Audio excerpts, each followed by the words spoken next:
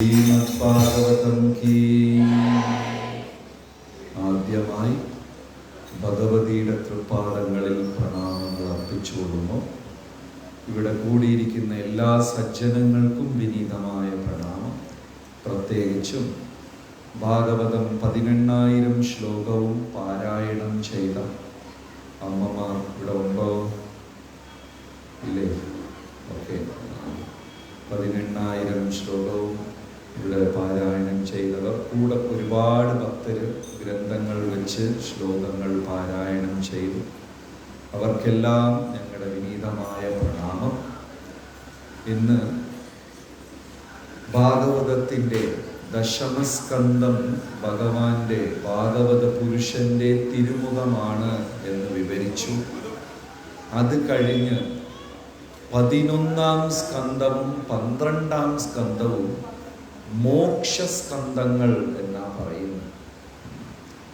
അതായത് ആദ്യത്തെ 10 സ്കന്ധം 9 സ്കന്ധം വരെ ഭാഗവത പുരുഷന്റെ ശരീരവും 10-ാം സ്കന്ധം ഭാഗവത പുരുഷന്റെ തിരുമുഖവും 11-ഉം 12-ഉം മോക്ഷസ്കന്ധങ്ങളായിട്ടാണ് പറയുന്നത്. അതായത് ഭാഗവതം കേട്ടു, ആസ്വദിച്ചു. ഇനി നമ്മൾ എന്താ വീട്ടിലേക്ക് കൊണ്ടുപോകുന്നത്, ജീവിതത്തിൽ ആചരിക്കുന്നത് എന്തൊക്കെയാണ്, അതൊക്കെയാണ് മോക്ഷസ്കന്ധങ്ങൾ എന്ന് പറയുന്നത്. അപ്പോൾ മോക്ഷസ്കന്ധത്തിലേക്ക് പോകുന്നതിന് മുമ്പേ ഒരു വാക്ക്, ഈ 6 ദിവസം നടന്ന സപ്താഹം വിഷയം എല്ലാവർക്കും ഉപയോഗമാണെന്ന് തോന്നിയോ? എത്ര പേർക്ക് ഉപയോഗമായി? എല്ലാവർക്കും ഉപയോഗം. ഇതെല്ലാം ആചാര്യ പരമ്പര, പ്രത്യേകിച്ചും വ്യാസമഹർഷി, സുഖമഹർഷി അവർ എഴുതി വെച്ചത്, വൈഷ്ണവ സമ്പ്രദായങ്ങളിൽ വന്ന ആചാര്യന്മാർ ലോകത്തിന് എടുത്ത് ഉപദേശിച്ചത് കൊണ്ടാണ് നമുക്കിതെല്ലാം മനസ്സിലായത്.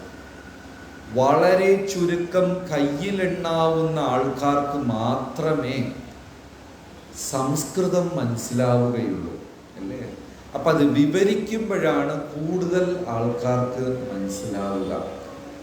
ഈ ഒരു മഹാദൗത്യം ചെയ്തത്, ഇവിടെ അദ്ദേഹത്തിൻ്റെ ചിത്രം വെച്ചിട്ടുണ്ട്.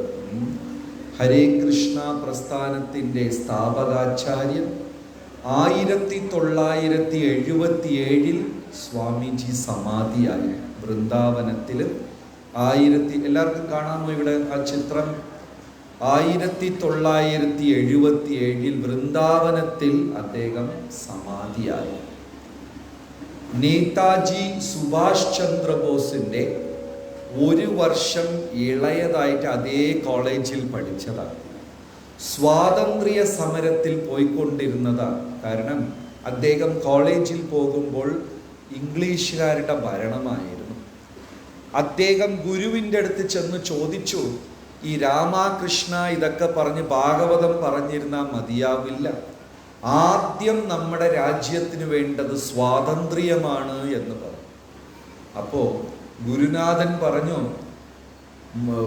ഇംഗ്ലീഷുകാർ ഭരിച്ചാലും മുഹമ്മദിയർ ഭരിച്ചാലും ഏത് രാജാക്കന്മാർ ഭരിച്ചാലും ശരി, നീ നിന്റെ മനസ്സിനെയും ഇന്ദ്രിയങ്ങളെയും നിയന്ത്രിച്ചില്ലെങ്കിൽ എന്നേക്കും നീ ബന്ധിതൻ തന്നെയാണ് എന്ന് പറഞ്ഞു. ആത്മജ്ഞാനം വേണം എന്ന് അദ്ദേഹത്തിന് തൻ്റെ 22-ാം വയസ്സിൽ അദ്ദേഹത്തിന് ബോധ്യമായി. വലിയ ധനാഢ്യനായ കുടുംബത്തിൽ ജനിച്ചത് അദ്ദേഹം. പിന്നെ ഒരു മരുന്ന് കടയൊക്കെ ഉണ്ടായിരുന്നു. 55-ാം വയസ്സിൽ ഇത് ഭാരതത്തിൽ പ്രചരിപ്പിച്ച് അദ്ദേഹം ആരും സ്വീകരിക്കാത്ത അവസ്ഥ, സന്യാസം എടുത്തു. എങ്ങനെയൊക്കെയോ കഷ്ടപ്പെട്ട് ഒരു ചരക്ക് കപ്പലിൽ അദ്ദേഹത്തിൻ്റെ 71-ാം വയസ്സിൽ ഒരു ചരക്ക് കപ്പലിലാണ് അദ്ദേഹം വിദേശത്ത് പോയത്. ആദ്യമായി വിദേശ മണ്ണിൽ സഞ്ചരിച്ചു. തണുപ്പ് സഹിക്കാൻ പറ്റുന്നില്ല, താമസിക്കാൻ ആരും സ്ഥലം കൊടുക്കുന്നില്ല. ഹിപ്പികളുടെ ഇടയിൽ അദ്ദേഹം പോയി താമസിച്ചത്. രാവിലെ അവർ വളരെ നല്ലവരാണ്, രാത്രിയാകുമ്പോൾ കഞ്ചാവെല്ലാം അടിച്ചിട്ട് ഇദ്ദേഹത്തിൻ്റെ ഹാർമോണിയ പെട്ടി വലിച്ചെറിയും, പുസ്തകം വലിച്ചെറിയും. ഒരു തപസ്യായിരുന്നു. പിന്നെ 71 വയസ്സ് തൊട്ട് 83 വയസ്സ് വരെ അദ്ദേഹം ലോകം മുഴുവനും സഞ്ചരിച്ചു. 100-ൽ പരം ക്ഷേത്രങ്ങൾ പണിതു.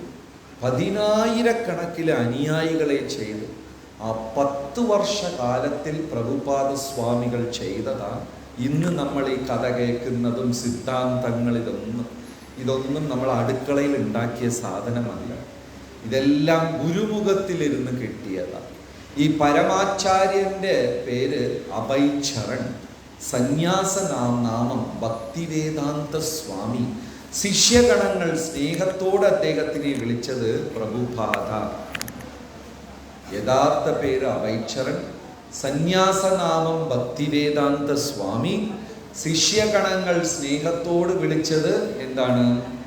പ്രഭുപാദ. അപ്പോൾ ഇന്ന് അവസാന ദിവസം ആ പരമ ഗുരു, ശിക്ഷാഗുരുവിൻ്റെ തൃപ്പാദങ്ങളിൽ നമ്മൾ പ്രണമിച്ചുകൊണ്ട് ഭാഗവതം അവസാനിക്കുന്നു.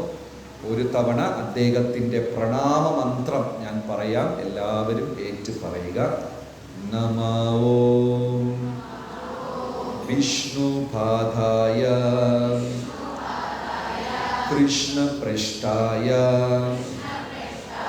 ഭൂതലേ ശ്രീമതേ ഭക്തിവേദാന്ത സ്വാമിൻ ഇതി നാമിനേ. മനസ്സുകൊണ്ട് ആ പരമാചാര്യനായ ഭക്തിവേദാന്ത സ്വാമി പ്രഭുപാദരുടെ തൃപ്പാദങ്ങളിൽ പ്രണമിക്കുക. അടുത്തത് സുഖമഹർഷിയും വ്യാസമഹർഷിയും. ഇന്ന് സമാപന സമ്മേളനത്തിന് മുമ്പേ വൈകിട്ട് ഈ പരമാചാര്യനെ കുറിച്ച് കൂടുതൽ വിശദീകരിക്കും. അടുത്തത് നമ്മൾ സുഖമഹർഷിക്കും വ്യാസദേവനും പ്രണാമങ്ങൾ അർപ്പിക്കണം, ഇല്ലേ? അവരില്ലെങ്കിൽ ഈ ഭാഗവതം ലഭിക്കുമോ? ഒരിക്കലും ലഭിക്കത്തില്ല. അതായത് ഗണപതി, മഹാഭാരതം വ്യാസമഹർഷി ഇങ്ങനെ ചൊല്ലുമ്പോൾ ഗണപതി എഴുതുമായിരുന്നു. അപ്പോൾ ഈ ഗണപതി ഒരു കണ്ടീഷൻ വെച്ചു, നിർത്താതെ പറഞ്ഞാൽ ഞാൻ എഴുതാം. വ്യാസമഹർഷിയെടുത്ത് നടുക്ക് നിർത്തിയാൽ ഞാൻ എണീറ്റ് പോകും. ഈ കുഞ്ഞുങ്ങളെ പോലെ ഞാൻ പകുതിയിൽ വെച്ച് എണീറ്റ് പോകും. അപ്പോൾ വ്യാസമഹർഷി വിചാരിച്ച് ഇത് കൊള്ളാമല്ലോ, കാരണം ഇത് ഇത്രയും വേഗത്തിൽ എഴുതണം. അപ്പോൾ വ്യാസമഹർഷി ഒരു നിബന്ധന വെച്ചു, ശരി, പക്ഷെ നീ മനസ്സിലാക്കിയിട്ട് വേണം എഴുതാൻ, ബോധ്യപ്പെടാതെ എഴുതാൻ പാടില്ല. അപ്പോൾ വ്യാസമഹർഷി വിചാരിച്ചു, ഗണപതി ആലോചിച്ച് ബോധ്യപ്പെട്ടല്ലേ എഴുതുള്ളൂ, അതിൻ്റെ ഇടയ്ക്ക് സമയം കിട്ടുമല്ലോ. അങ്ങനെ 2 പേരുടെയും കണ്ടീഷൻ. മഹാഭാരതം എഴുതി തുടങ്ങി.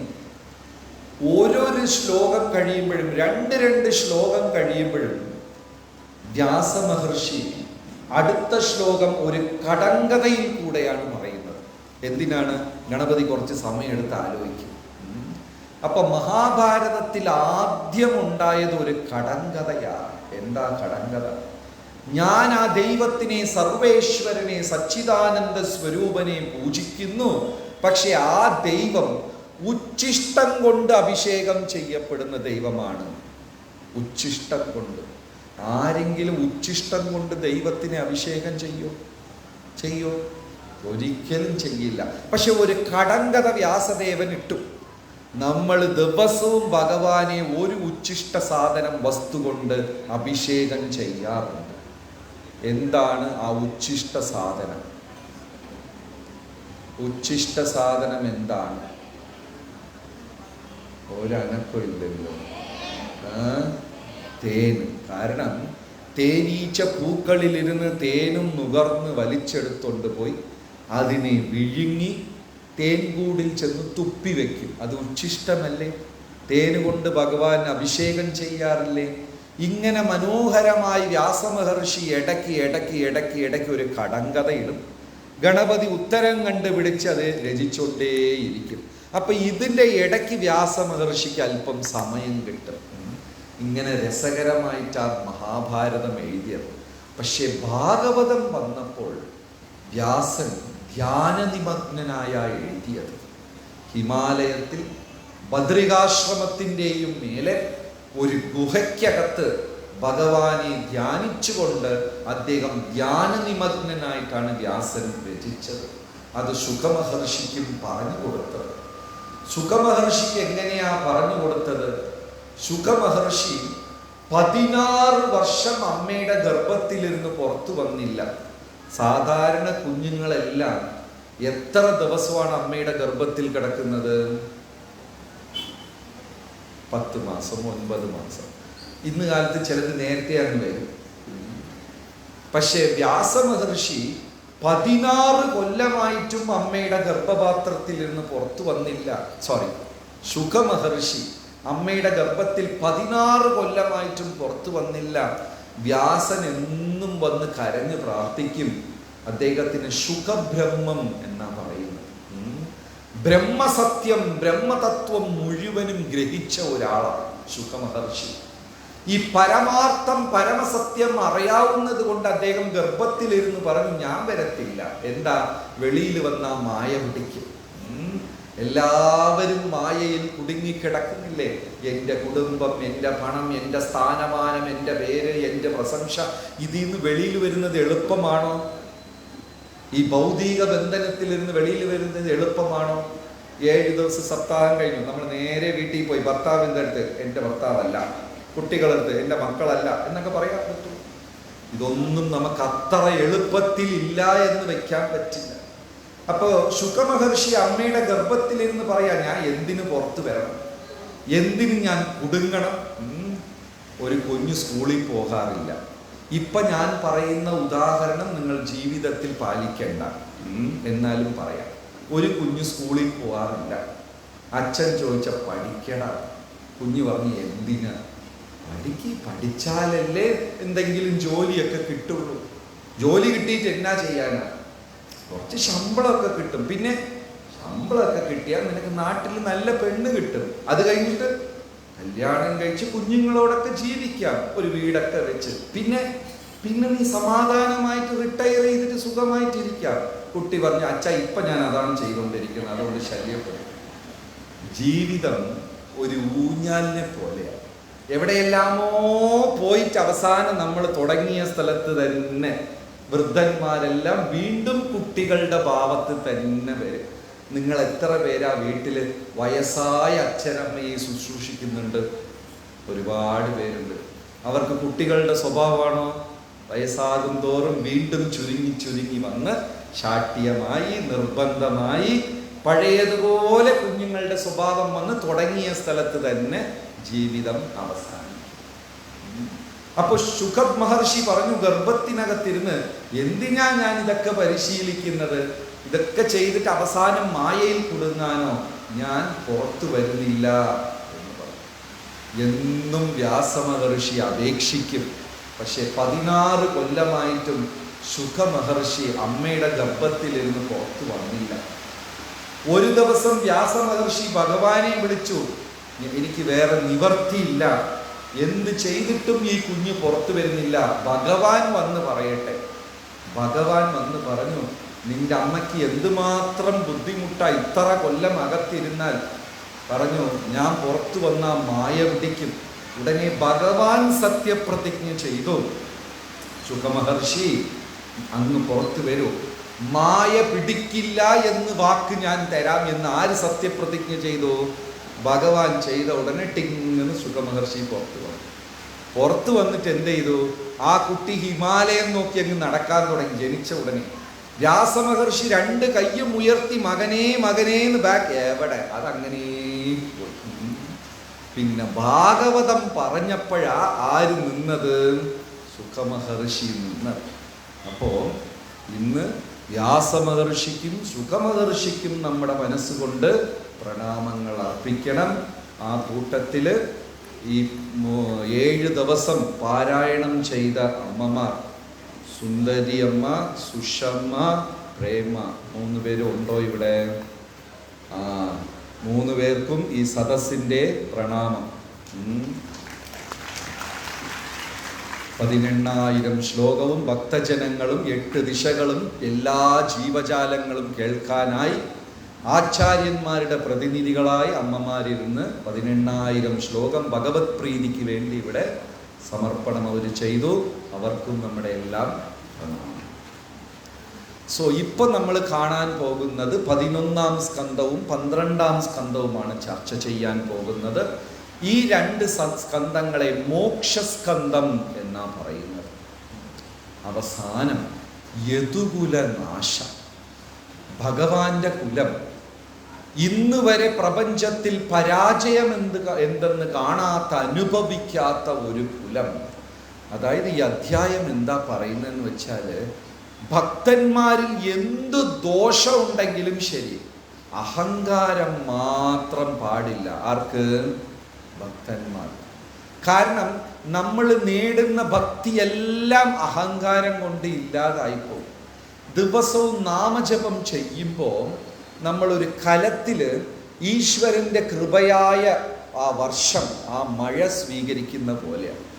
ദൈവത്തിൻ്റെ കാരുണ്യത്തിനെ എപ്പോഴും വെള്ളത്തിനോടാ താരതമ്യപ്പെടുത്തുക. കൃപാബിന്ദു, കൃപാസാഗർ, കരുണാസാഗർ, കരുണാബിന്ദു.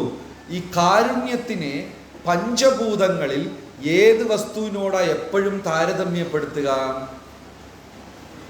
ഏതിൻ്റെ കൂടെ? വെള്ളത്തിൻ്റെ കൂടെ. ആരെങ്കിലും കരുണ അഗ്നി എന്ന് പറയോ? ഹരേ കൃഷ്ണ. കരുണ അഗ്നി എന്ന് പറയോ? പറയത്തില്ല. കരുണ സാഗർ എന്നേ പറയൂ. ജലത്തിനോട്. ദൈവത്തിൻ്റെ കാരുണ്യം എപ്പോഴും വെള്ളമായിട്ട് ചൊരിയും. ഭക്തന്മാർ നാമജപത്തിൽ ആ ഒരു കലത്തിൽ അതെല്ലാം ശേഖരിക്കുകയാണ്. ഈ അഹങ്കാരം, കുറ്റം പറയുക, പരദൂഷണം പറയുക, വിമർശിക്കുക, ആൾക്കാരെ മോശം പറയുക, ഇതെല്ലാം ഈ കലത്തിൽ തുളയിടുന്നത് പോലെയാണ്, ദ്വാരമിടുന്ന പോലെയാണ്. നാമം ജപിച്ച് മേലെ ഇരുന്ന് വെള്ളം പിടിക്കും, താഴെക്കൂടെ എല്ലാം ചോർന്നു പോകും. ചിലരുടെ കലത്തിൽ 1 തുള, ചിലരുടെ കലത്തിൽ 2 തുള, ചിലരുടെ കലം മൊത്തം ഓട്ടയാണ്, എല്ലാം തുളയാണ്, എല്ലാം താഴെ പോകും. നമ്മുടെ കലത്തിലെല്ലാം തുളയുണ്ടോ? അത് മാത്രമേ ഉള്ളൂ. അപ്പോൾ അഹങ്കാരം എന്ന് പറയുന്നത് ഭക്തജനങ്ങൾക്ക് ഒട്ടുമേ പാടില്ല. യദുകുലത്തിൽ ശ്രീകൃഷ്ണ ഭഗവാന് പ്രകൃതിയുടെ ഒരു വിധാനം പറഞ്ഞ അനുസരിക്കാത്ത ഒരു കുട്ടി ജനിച്ചു. ഭഗവാന് മൊത്തം 16,108 ഭാര്യമാരാണ്. 1ഉം 2ഉം അല്ല. എത്ര പേരാണ്? 16,108 പത്നിമാർ. തീർച്ചയായിട്ടും കൃഷ്ണ ഭഗവാൻ തന്നെ. കാരണം പാലക്കാട്ടുകാർ 1ഉം 1.5യും ഭാര്യ വെച്ചിട്ട് എന്തുമാത്രം കഷ്ടപ്പെടും. 16,108 പേരെ തൃപ്തിയായി കൊണ്ടുപോകണമെങ്കിൽ ദൈവത്തിന് മാത്രമല്ലേ പറ്റൂ. എത്ര പേര് സമ്മതിക്കുന്നു? എല്ലാവരും. ഇതിൽ 8 പേരാണ് ഭഗവാൻ നേരിട്ട് വിവാഹം ചെയ്തത്. രുക്മിണി, സത്യഭാമ, ജാംബവതി, മിത്രവിന്ദ, നഗ്നജിത്, കാളിന്തി, ഭദ്ര, ലക്ഷ്മണ. 8 പേരെയാണ് ഭഗവാൻ നേരിട്ട് വിവാഹം ചെയ്തത്. ഈ ക്ഷത്രിയ, ഞാൻ വന്നിട്ട് ബ്രാഹ്മണ വിവാഹത്തിനെ കുറിച്ച് വിവരിച്ചു. ഇതിപ്പോൾ ക്ഷത്രിയ വിവാഹം. ശ്രീരാമചന്ദ്രമൂർത്തി എങ്ങനെയാ സീതയെ വിവാഹം കഴിച്ചത്? ആ വലിയ ശിവധനുഷ് എടുത്ത് അതിൽ കയറ് കെട്ടാൻ ശ്രമിച്ച് അങ്ങനെയാണ് സീതയെ വിവാഹം കഴിച്ചത്. കൃഷ്ണ ഭഗവാൻ രുക്മിണി ദേവിയെ 100 രാജാക്കന്മാരെ തോൽപ്പിച്ചാണ് രുക്മിണിയെ അപഹരിച്ചു കൊണ്ടുപോയി വിവാഹം കഴിച്ചത്. അർജുനൻ ദ്രൗപദിയെ നിഴലിൽ നോക്കിക്കൊണ്ട്, മേലെ ഒരു മത്സ്യം ചുറ്റിക്കൊണ്ടിരിക്കുന്നു, അതിൻ്റെ നിഴൽ വെള്ളത്തിൽ നോക്കിക്കൊണ്ട് അമ്പെയ്യണം ആ മത്സ്യത്തിൻ്റെ കണ്ണിൽ. വലിയ ബുദ്ധിമുട്ടാണ്. അപ്പൊ ക്ഷത്രിയന്മാർക്ക് വിവാഹത്തിന് മുമ്പേ ഒരു പരീക്ഷണം വെക്കും. എന്താണ്? 7 കാളകളെ അടക്കുന്നത്, കണ്ണടച്ച് അമ്പ് വിടുന്നത്, ഈ വില്ലിനെ തൂക്കി അതിൽ കയറ് കെട്ടുന്നത്, 100 രാജ, ഇതെല്ലാം നിസാരം. കുടുംബജീവിതം അതിനേക്കാളും ബുദ്ധിമുട്ടാണ്. അതുകൊണ്ട് ആദ്യം അത് റെഡിയായാൽ മാത്രമേ വിവാഹത്തിന് തയ്യാറാകാൻ പറ്റൂ, ക്ഷത്രിയ വിവാഹം. പക്ഷേ ഭഗവാന് 8 പേരെ ഭഗവാൻ വിവാഹം കഴിച്ചു. ബാക്കി 16,100 പേരും നരകാസുരന്റെ പിടിയിലുണ്ടായിരുന്നു. ഒരു ദീപാവലി ദിവസം നരകാസുരനെ വധിച്ച് 16,100 രാജകുമാരിമാരെയും മോചിപ്പിച്ചപ്പോൾ അവര് പറഞ്ഞു, ഞങ്ങൾ എവിടെ പോകും? തിരിച്ചു വീടുകളിൽ പോയാൽ സ്വീകരിക്കുകയില്ല. നമ്മുടെ ഭാരതത്തിൽ പണ്ട് അങ്ങനെയൊക്കെ ഉണ്ടായിരുന്നു. ഒരു സന്ധ്യയ്ക്കും ഒരു പെൺകുട്ടി പുറത്തായി കഴിഞ്ഞാൽ സ്വന്തം അച്ഛനമ്മ പോലും വീട്ടിൽ അവരെ സ്വീകരിക്കില്ല. അങ്ങനെയൊക്കെ ഒരു കാലഘട്ടം ഉണ്ടായിരുന്നു. മുഹമ്മദിയർ എന്ത് ചെയ്തു? ഒരു പാത്രത്തിൽ വെള്ളം എടുത്തുകൊണ്ട് പോകും. എന്ത് അത്ഭുതമാണെന്നറിയാമോ? ഡൽഹി, ഫത്തേപൂർ സിക്രി, മുസാഫർ നഗർ, ആദ്യം മുഗൾ രാജാക്കന്മാർ നമ്മുടെ വടക്കേ ഇന്ത്യ ഭരിച്ച സമയത്ത് നല്ല ഉയർന്ന കുടുംബത്തിലുള്ള ഹിന്ദു പെൺകുട്ടികളെ എങ്ങനെയാ അവർ മതം മാറ്റുക? ഒരു കലത്തിൽ വെള്ളം എടുത്തുകൊണ്ട് പോകും. ഈ വെള്ളവും കൊണ്ടുപോയിട്ട് ഏതെങ്കിലും നല്ല കുടുംബത്തിലുള്ള പെൺകുട്ടികളുടെ തലയ്ക്ക് തെളിക്കും. തലയ്ക്ക് തെളിച്ചു കഴിഞ്ഞാൽ പിന്നെ അച്ഛനമ്മമാർ വീട്ടിൽ കയറ്റത്തില്ല, ഇറങ്ങി പൊക്കോളാൻ പറയും. ഇങ്ങനെയാണ് അതൊക്കെ ചെയ്തത്. ഇങ്ങനെ കുറേ അന്ധമായ കാര്യം ഒരു കാലഘട്ടത്തിൽ നമ്മുടെ ഭാരതത്തിൽ നടന്നിട്ടുണ്ടായിരുന്നു. അപ്പോൾ കൃഷ്ണ ഭഗവാൻ ഓരോ പത്നിയിലും നല്ല പുത്രന്മാരുണ്ടായി. രുക്മിണിക്ക് ജനിച്ചത് പ്രദ്യുമ്നൻ, മഹായോദ്ധാവ്, ധീരൻ, ധർമ്മിഷ്ഠൻ. പക്ഷേ പറഞ്ഞാൽ അനുസരിക്കാത്ത ഒരു കുട്ടിയും ഉണ്ടായിരുന്നു കൃഷ്ണന്. ആരാ പേര്? ശാംബൻ. കേട്ടിട്ടുണ്ടോ? ഭഗവാൻ ഇങ്ങനെ ഒരു പുത്രനാണോ തലതിരിഞ്ഞ ഒന്ന്? എന്തിനാണ്? അതിനും ഒരു കാരണമുണ്ട്. അതായത് കലിയും ഭഗവാന്റെ മകനായി ജനിച്ചു. എന്തുകൊണ്ടെന്ന് വെച്ചാൽ ദ്വാപരയുഗം തീർന്ന് കലിയുഗം വരണം, അദ്ദേഹത്തിന്റെ സമയമാണ്. ജാംബവതിയുടെ മകൻ ശാംബൻ. പറഞ്ഞ അനുസരിക്കത്തേയില്ല. തെക്കോട്ട് പോകുമെന്ന് പറഞ്ഞാൽ വടക്കോട്ട് പോകും. അങ്ങനത്തെ ഒരു വ്യക്തിയാണ് ശാംബൻ. ഒരു ദിവസം ദുര്യോധനൻ തൻ്റെ മകളുടെ വിവാഹത്തിന് കൃഷ്ണ ഭഗവാനെ വിളിച്ചു. താല്പര്യം കൊണ്ടല്ല, ബലരാമനെ വിളിക്കാനാണ് ദുര്യോധനൻ വന്നത്. കാരണം ദുര്യോധനന് ബലരാമനെ വലിയ ഇഷ്ടമാണ്, തൻ്റെ ഗുരുവും കൂടെയാണ്. ശരി, ബലരാമനെ വിളിച്ചപ്പോൾ ബലരാമൻ ചോദിച്ചു, നീ കൃഷ്ണനെ വിളിച്ചോ എന്ന് ചോദിച്ചു. ഇല്ല, ഞാൻ വിളിച്ചില്ല. നീ കൃഷ്ണനെ വിളിച്ചില്ലെങ്കിൽ ഞാൻ നിന്റെ മകളുടെ വിവാഹത്തിന് വരില്ല എന്ന് ബലരാമൻ പറഞ്ഞു.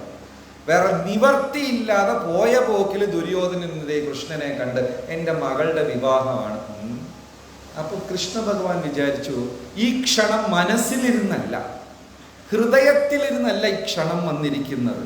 വെറുതെ വാക്കിൻ്റെ അലങ്കാരം. ഭഗവാൻ പോകില്ല എന്ന് തീരുമാനിച്ചു. ശാംബൻ ചോദിച്ചു, എന്നാ ഞാൻ പോയിക്കോട്ടെ. ശരി, പോയിക്കോന്ന് പറഞ്ഞു. ശാംബൻ ദുര്യോധനന്റെ മകളുടെ കല്യാണത്തിന് പോയി.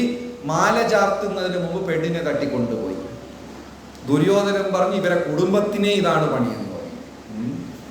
ഭയങ്കര തലവേദനയാണ് ശാംബനെ കൊണ്ട്. ആ ശാംബൻ എന്ത് ചെയ്തു? ഒരു ദിവസം ദ്വാരകയിൽ കൃഷ്ണ ഭഗവാനെ കാണാൻ സപ്ത ഋഷിമാരും നാരദ മഹർഷിയും വന്നിരിക്കുന്നു. അത്രി, പുലസ്ത്യ, പുലക, കൃതു, ജമദഗ്നി, വസിഷ്ഠ, ഈ സപ്ത ഋഷികളും വന്നിരിക്കുന്നു. നാരദനും വന്നിരിക്കുന്നു. മഹാവ്യക്തികളാണ്. ഇവരെല്ലാം ഒന്ന് കണ്ടു തൊഴുതാൽ മതി, എത്രയോ ജന്മജന്മാന്തരങ്ങൾ ചെയ്ത പാപമെല്ലാം ഇല്ലാണ്ടയാകും. നാരദ മഹർഷി ഒരു തവണ ഭഗവാനെ ചെന്ന് കണ്ടിട്ട് ചോദിച്ചു, ഈ ഭക്തന്മാർ എന്ന് ഭഗവാൻ എപ്പോഴും സ്തുതിക്കുന്നുണ്ടല്ലോ, ഈ ഭക്തന്മാരുടെ മഹിമയൊന്ന് പറഞ്ഞു തരാമോ എന്ന് നാരദ മഹർഷി കൃഷ്ണ ഭഗവാന്റെ അടുത്ത് ചോദിച്ചു. എന്താ ചോദ്യം? എന്താണ് ചോദ്യം? ഉറക്കമായില്ല. എന്താ ചോദ്യം? ഭക്തന്മാരുടെ മഹിമ എന്താണ്? ഉടനെ കൃഷ്ണ ഭഗവാൻ പറഞ്ഞു, നാരദ മഹർഷി, എനിക്ക് ഉത്തരം അറിയില്ല, നീ ഒരു കാര്യം ചെയ്യും. ഭൂമിയിൽ വിദ്യാനഗരം എന്നൊരു നഗരമുണ്ട്. ആ നഗരത്തിൻ്റെ മധ്യയിൽ വലിയ ഒരു ആലുണ്ട്. ആ ആലിൽ ഇപ്പോഴൊരു പച്ച പുഴു താഴോട്ട് ഇറങ്ങി വരുന്നു. ആ പുഴുവിൻ്റെ അടുത്ത് ചെന്ന് ചോദിക്കുക. ഇത്ര വലിയ കാര്യമായിട്ട് ഒരു ക്വസ്റ്റ്യൻ ചോദിച്ചപ്പോൾ ഭഗവാൻ ആരെടുത്ത് ചെന്ന് ചോദിക്കാൻ പറഞ്ഞു? ഒരു പുഴുവിൻ്റെ അടുത്ത്. എന്താണ് ചോദ്യം? ചോദ്യം എന്താണ്? ഭക്തന്റെ മഹിമ എന്താണ്? ഉടനെ നാരദ മഹർഷി കൃഷ്ണ ഭഗവാൻ പറഞ്ഞതല്ലേ, നിഷേധിക്കാൻ പറ്റില്ലല്ലോ. നേരെ വിദ്യാനഗരത്തിന് പോയി ആലിനെ തപ്പി കണ്ടുപിടിച്ചു. ആ ആലിൽ ഒരു പുഴു ഇങ്ങനെ ഇറങ്ങി വരുന്നു. നാരദൻ ചോദിക്കാൻ പോയി, ഭക്തന്മാരുടെ മഹിമ എന്താ? ചോദിക്കാൻ വാ തുറന്ന സമയം എവിടെ നിന്നോ പറന്നു വന്ന ഒരു കഴുകൻ ആ പുഴുവിനെ നാരദ മഹർഷി സങ്കടമായി ചോദ്യം ചോദിക്കാൻ നിന്നപ്പോൾ പുഴുവിന് ഇങ്ങനെ സംഭവിച്ചല്ലോ. ഭഗവാന്റെ അടുത്ത് നടന്നതെല്ലാം പറഞ്ഞു. ഭഗവാൻ പറഞ്ഞു, നാരദ വിഷമിക്കണ്ട, ഭൂമിയിൽ ജനനം മരണം എന്ന് പറയുന്നത് സ്വാഭാവികം. ആർക്കും ജനനത്തിനെയും തടഞ്ഞു നിർത്താൻ പറ്റില്ല, ആർക്കും മരണത്തിനെയും തടഞ്ഞു നിർത്താൻ പറ്റില്ല. നമുക്ക് എന്തെങ്കിലും ചോയ്സ് ഉണ്ടോ? അടുത്ത ജന്മത്തില് പാലക്കാട്, പിരായിരി, ദേവി നഗർ 13 വീട്ടിൽ ജനിക്കും എന്ന് തീരുമാനിക്കാൻ പറ്റുമോ? ജനനവും നമ്മുടെ കയ്യിലില്ല, മരണവും നമ്മുടെ കയ്യിലില്ല. നാരദ മഹർഷി എടുത്ത് പറഞ്ഞു. നാരദ മഹർഷിക്ക് ആകെ സങ്കടമായി. ശരി, ഭഗവാൻ വിട്ടില്ല. ഭഗവാൻ പറഞ്ഞു ഉത്തരം കിട്ടിയില്ലല്ലോ. നാരദർ പറഞ്ഞു ഉത്തരം എവിടെ നിന്ന് കിട്ടാനാ? ചോദിക്കാൻ പോയപ്പോ പുഴു പോയില്ലേ? വിഷമിക്കേണ്ട, അതേ ഗ്രാമത്തിലേക്ക്, വിദ്യാനഗരത്തിലേക്ക് ഒരിക്കൽ കൂടെ പോവുക.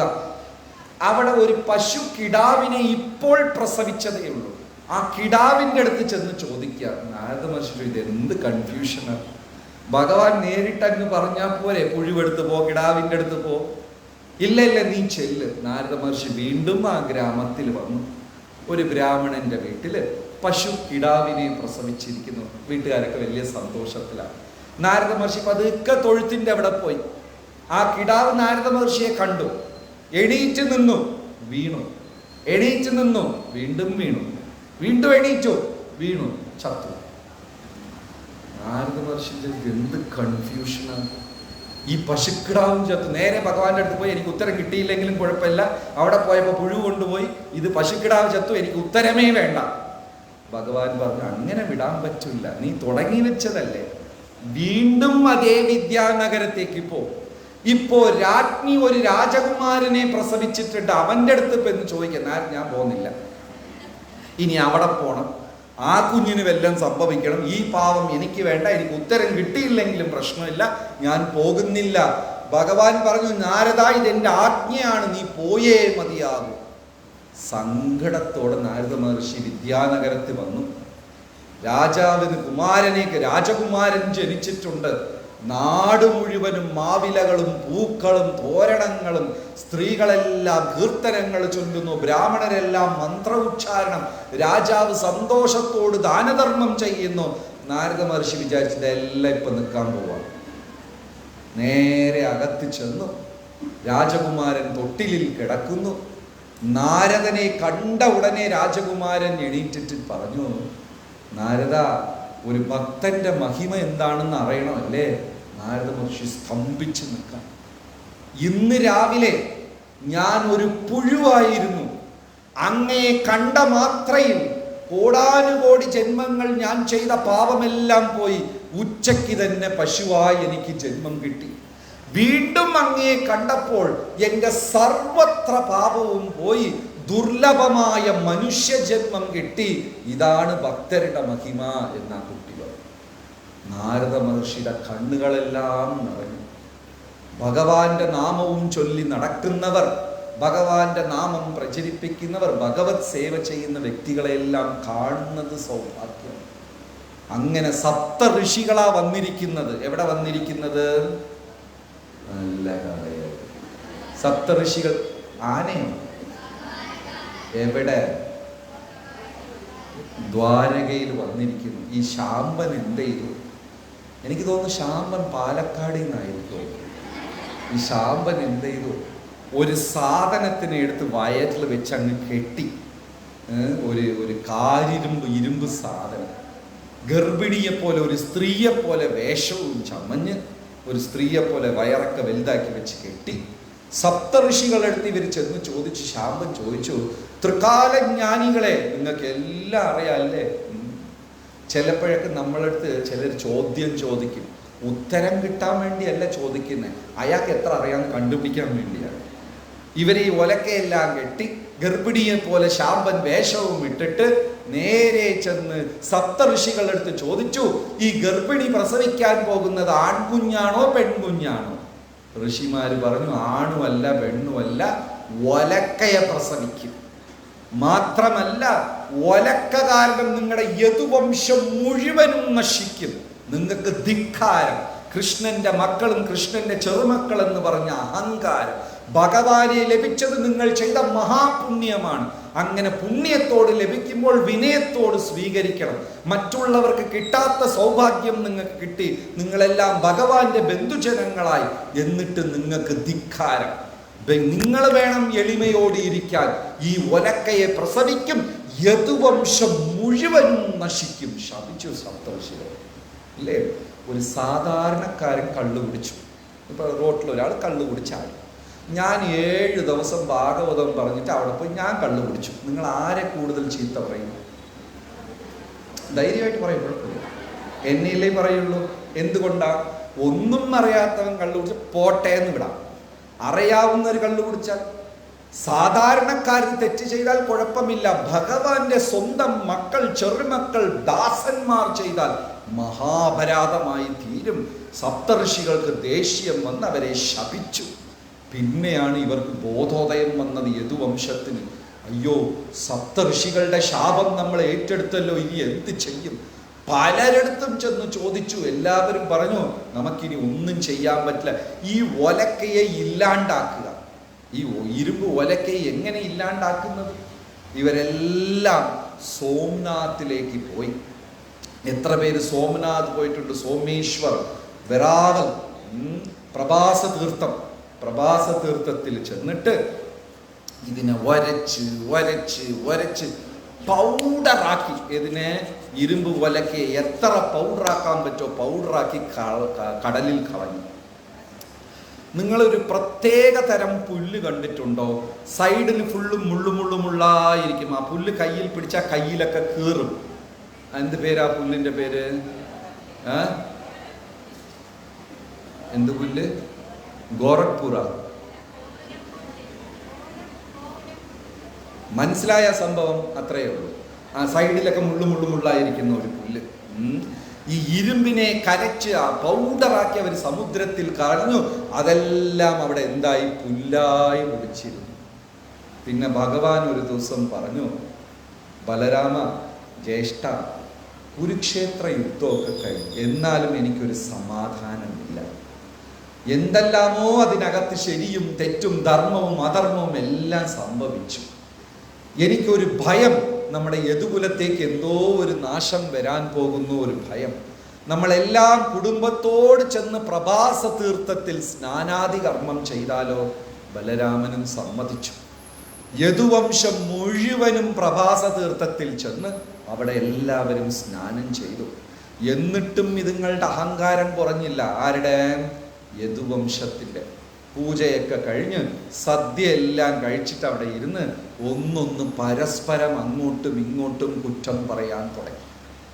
ഭാഗവതം പറയുന്നത് നമ്മളെ എല്ലാവരെയും നശിപ്പിക്കുന്നത് വെളിയിലിരുന്ന് വരുന്ന ശക്തിയല്ല, നമ്മളെ നശിപ്പിക്കുന്നത് നാം തന്നെയാണ്. വെളിയിലത്തെ ശക്തിക്ക് ഒരു ഭക്തനെ ഒന്നും ചെയ്യാൻ പറ്റില്ല, ആ ഭക്തൻ തന്നെയാണ് അയാളെ നശിപ്പിക്കുന്നത്. എല്ലാം പരസ്പരം അങ്ങോട്ടും ഇങ്ങോട്ടും കുറ്റം പറഞ്ഞ് ചെളിവാരി എറിയാൻ തുടങ്ങി. അപ്പൊ ഒരുത്തൻ പറഞ്ഞു, നമ്മളെന്തിനാ നമ്മളെ തമ്മിൽ പഴിച്ചൊന്ന്? ഈ മഹാഭാരത യുദ്ധത്തിന് മുഴുവൻ കാരണം കൃഷ്ണനാണ്. പറഞ്ഞ് എവിടെ പോയി? ഭഗവാന്റെ അടുത്ത്. ഇത് ഭഗവാൻ കേട്ടു. ജ്യേഷ്ഠ റെഡിയാണോ? റെഡി. ഭഗവാനും ബലരാമനും തോളോട് തോൾ ചേർന്ന് നിന്നു. പുറംതിരിഞ്ഞ് രണ്ടുപേരും തോളോട് തോൾ ചേർന്ന് നിന്നു. ആൾക്ക് ഓരോ പുല്ലും കയ്യിൽ പറച്ചു. സുദർശന ചക്രം ചുറ്റുന്നത് പോലെ കോടാനുകോടി യദുവംശം, സ്വന്തം പുത്രൻ, പൗത്രന്മാർ, ബന്ധുക്കൾ, ഭക്തജനൻ എല്ലാ എണ്ണത്തിനെയും അന്ന് വെട്ടി. പ്രഭാസ തീർത്ഥം ചോരപ്പുഴ. ആരാ കൊന്നത്? കൃഷ്ണനും ബലരാമനും. അവര് തന്നെ തോളോട് തോൾ ചേർന്ന് നിന്ന് സുദർശന ചക്രം ചുറ്റുന്നത് പോലെ യദുവംശം, ഭോജവംശം, അന്തകവംശം അത്ര പേരെയും അന്ന് വെട്ടി പ്രഭാസ തീർത്ഥം ചോരപ്പുഴയായി. ബലരാമൻ ചോദിച്ചു, ഇത് വേണമായിരുന്നു? ഭഗവാൻ നിർത്തണോ? ഭഗവാൻ പറഞ്ഞു, ദ്വാപരയുഗം അവസാനിച്ച് എന്ത് വരാൻ പോകുന്നു? കലിയുഗം. അപ്പൊ ഇവരെല്ലാവരെയും ഭഗവാൻ അങ്ങനെ തിരിച്ച്, ആർക്കും മരണം ഉണ്ടായില്ല, എല്ലാ ആത്മാക്കളും തിരിച്ചു പോയി.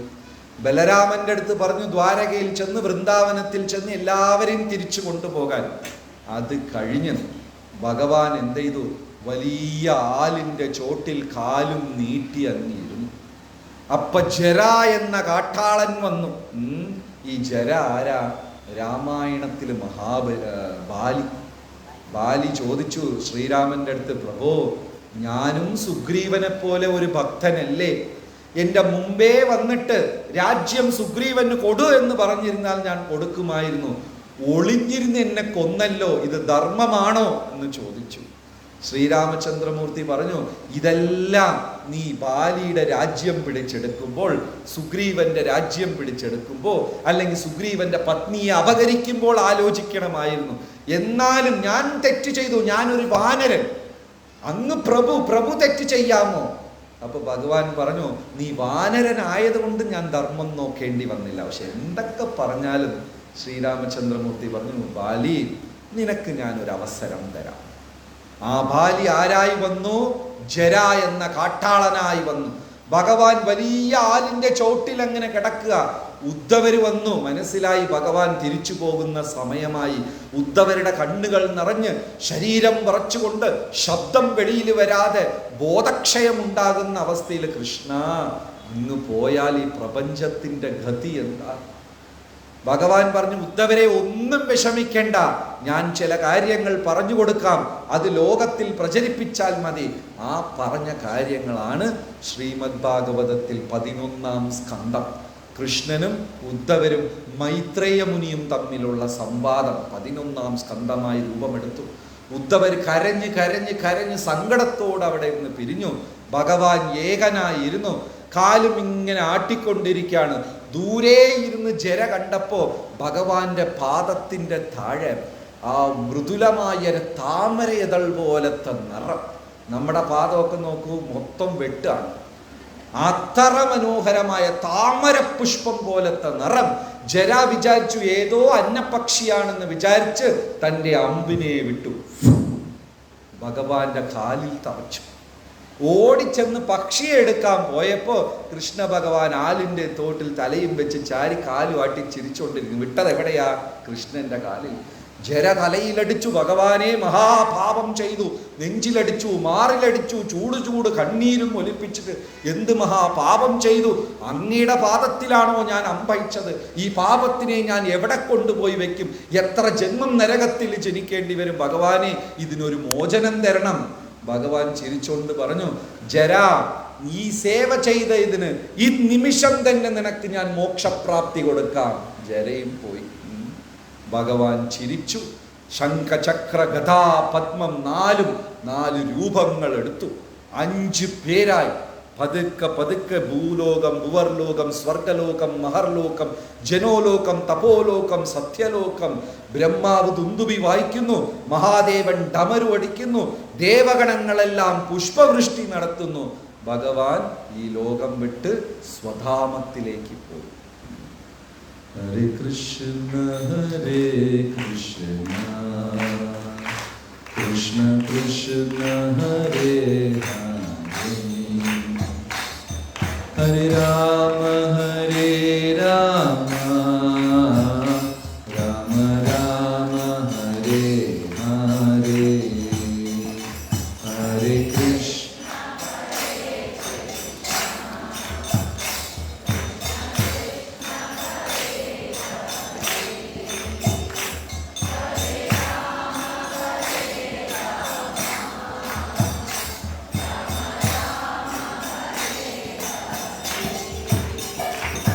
Hare Krishna Hare Krishna Krishna Krishna Hare Hare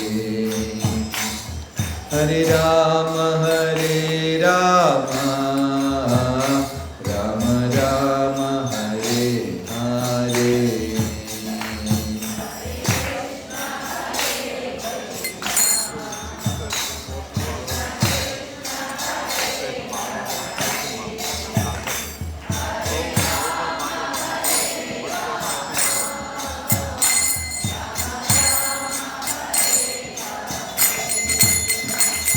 Hare Krishna Hare Krishna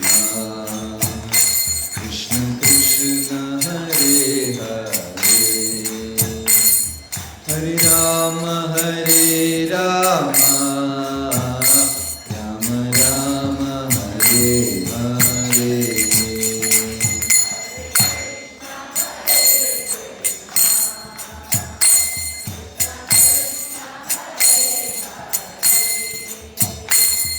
Hare Rama Hare Rama Rama Rama Hare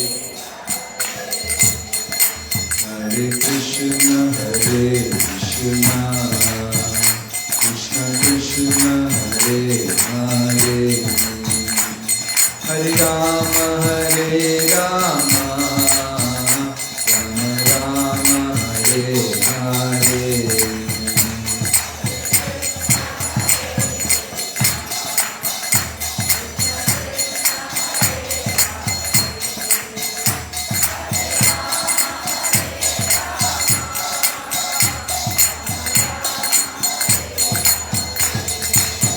Hare Krishna Hare Krishna Krishna Krishna Hare Hare Hare Rama Hare Rama Rama Rama Hare Hare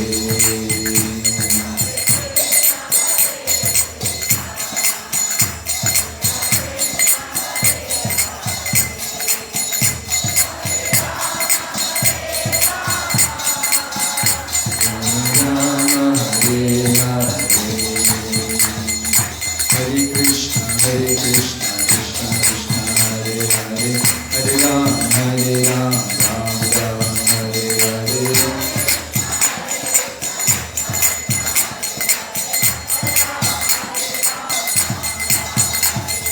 Hare Krishna Krishna Krishna Hare Hare Hare Rama Rama Rama Hare Hare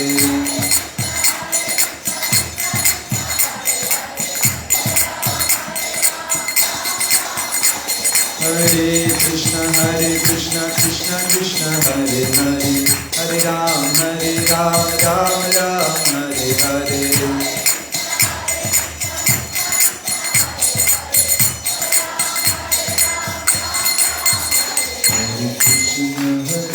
Krishna Krishna Krishna Hare Hare Hare Rama Rama Rama Hare Hare Hare